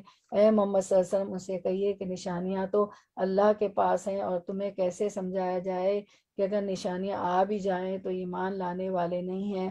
1010 ہم اسی طرح ان لوگوں کے دلوں اور نگاہوں کو پھیر رہے ہیں جس طرح یہ پہلی بار اس پر ایمان نہیں لائے تھے، ہم انہیں ان کی سرکشی میں بھٹکنے کے لیے چھوڑ دیتے ہیں۔ تو اس سے پتہ چلتا ہے کہ جو شخص ہدایت آنے کے بعد اس کو جان بوجھ کر ٹھکرا دے اور ایمان نہیں لائے، پھر اللہ تعالیٰ اس کا دل ٹیڑھا کر دیتے ہیں اور پھر اس کو ہدایت نصیب نہیں ہوتی۔ اللہ تعالیٰ ہمیں اس سے محفوظ رکھے۔ تو ہم جو ہے دلوں کے ٹیڑھے نہ ہونے کی دعا کر لیتے ہیں۔ ربنا لا تزغ قلوبنا بعد اذ ہدیتنا وہب لنا من لدنک رحمہ، اے ہمارے رب جب تو نے ہمیں ہدایت دے دی ہے تو ہمارے دلوں کو ٹیڑھا نہ کر، اور ہمیں اپنی طرف سے رحمت عطا کر، بے شک تو بہت زیادہ عطا کرنے والا ہے۔ آمین یا رب العالمین۔ اللہ تعالیٰ بس ہماری دعا قبول کر لے، ہمیں جنت الفردوس میں جگہ دے، اور جو کچھ ہم پڑھتے سنتے ہیں اس پہ عمل پیرا کر دے، عمل کرنے والا بنا دے، آگ کے عذاب سے بچائے، اور روضہ رسول کی زیارت نصیب کرے، بار بار حج عمرے کی سعادت اللہ تعالیٰ نصیب کرے، اور جو کچھ پریشانیاں ہیں، مشکلات ہیں، بیماریاں ہیں، روزی کی تنگی ہے، جو کچھ ہے اللہ تعالیٰ جو اس میں آسانیاں پیدا کرے، جو سفر پہ جا رہے ہوتے ہیں اللہ تعالیٰ ان کو سفر خیریت کا کر دے۔ ان کی واپسی بھی خیریت کی کر دے، بے اولاد کو اولاد دے دے اللہ تعالیٰ، بے روزگار کو روزی دے دے، جتنی مشکلات ہیں آسان کر دے، صحت تندرستی ہم سب کو عطا فرمائے، اور اللہ تعالیٰ ہمیں توفیق نہ چھینے نیکیوں کی۔ اچھا، 2 اسکرین جو ہے، سوری وہ رہ گئے تھے، وہ بہت علمی باتیں اس میں، ظاہر ہے ہم علمی حاصل کر رہے، تو وہ اس کو کوشش کرتے ہیں کہ دکھا دیں آپ کو۔ رسول اللہ صلی اللہ علیہ وسلم نے فرمایا، رسول اللہ صلی اللہ علیہ وسلم نے فرمایا، جس نے علم کو علماء پر فخر کرنے اور بیوقوفوں سے بحث و تکرار کرنے اور لوگوں کو اپنی جانب متوجہ کرنے کے لیے سیکھا، اللہ اسے جہنم میں داخل کر دے گا۔ تو کبھی بھی علم آپ سیکھ رہی ہو اس پہ فخر نہ کریں، کہیں بیٹھی ہو تو ہوتا ہے نا بیوقوفوں سے لوگ بحث و تکرار شروع کر دیتے ہیں تاکہ لوگ آپ متوجہ ہوں، تو اللہ تعالیٰ اسے جہنم میں داخل کر دے گا، اللہ ہمیں بچائے اس سے۔ اس کے بعد نواز بن سمان سے روایت ہے کہ نبی صلی اللہ علیہ وسلم نے فرمایا کہ قرآن کے ذریعے جھگڑا نہ کرو، نہ اللہ کی کتاب سے بعض کو بعض کے ذریعے جھٹلاؤ۔ مومن قرآن کے ساتھ جھگڑا کرے گا تو مغلوب ہو جائے گا، اور منافق قرآن کے ساتھ جھگڑا کرے گا تو غالب ہو جائے گا۔ ربنا لا تزغ قلوبنا بعد إذ هديتنا وهب لنا من لدنك رحمة إنك أنت الوهاب۔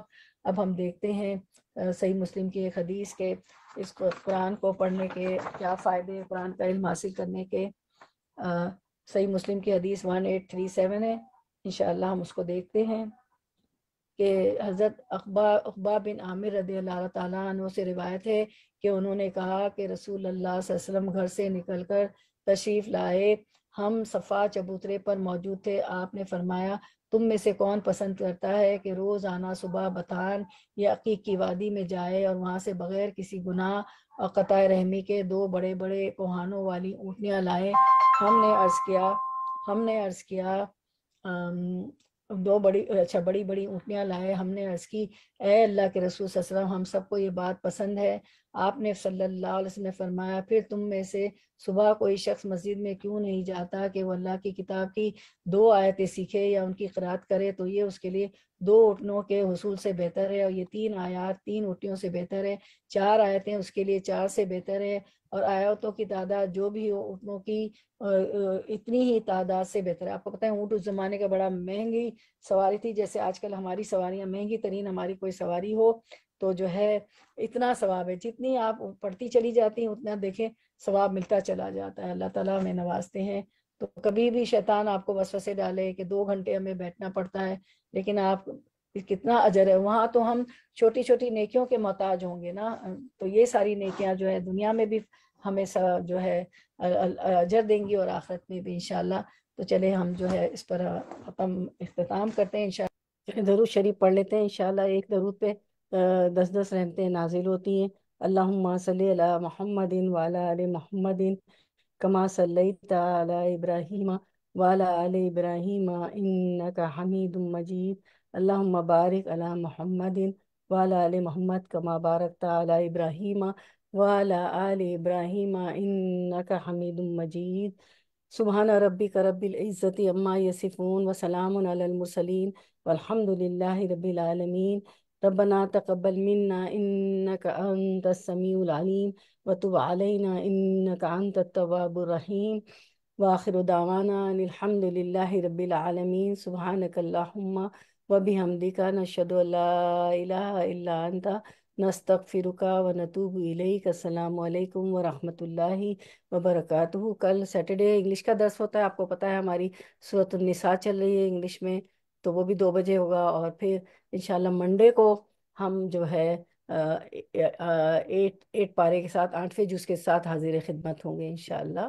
آپ کے ماشاءاللہ 7 پارے ہو گئے الحمدللہ۔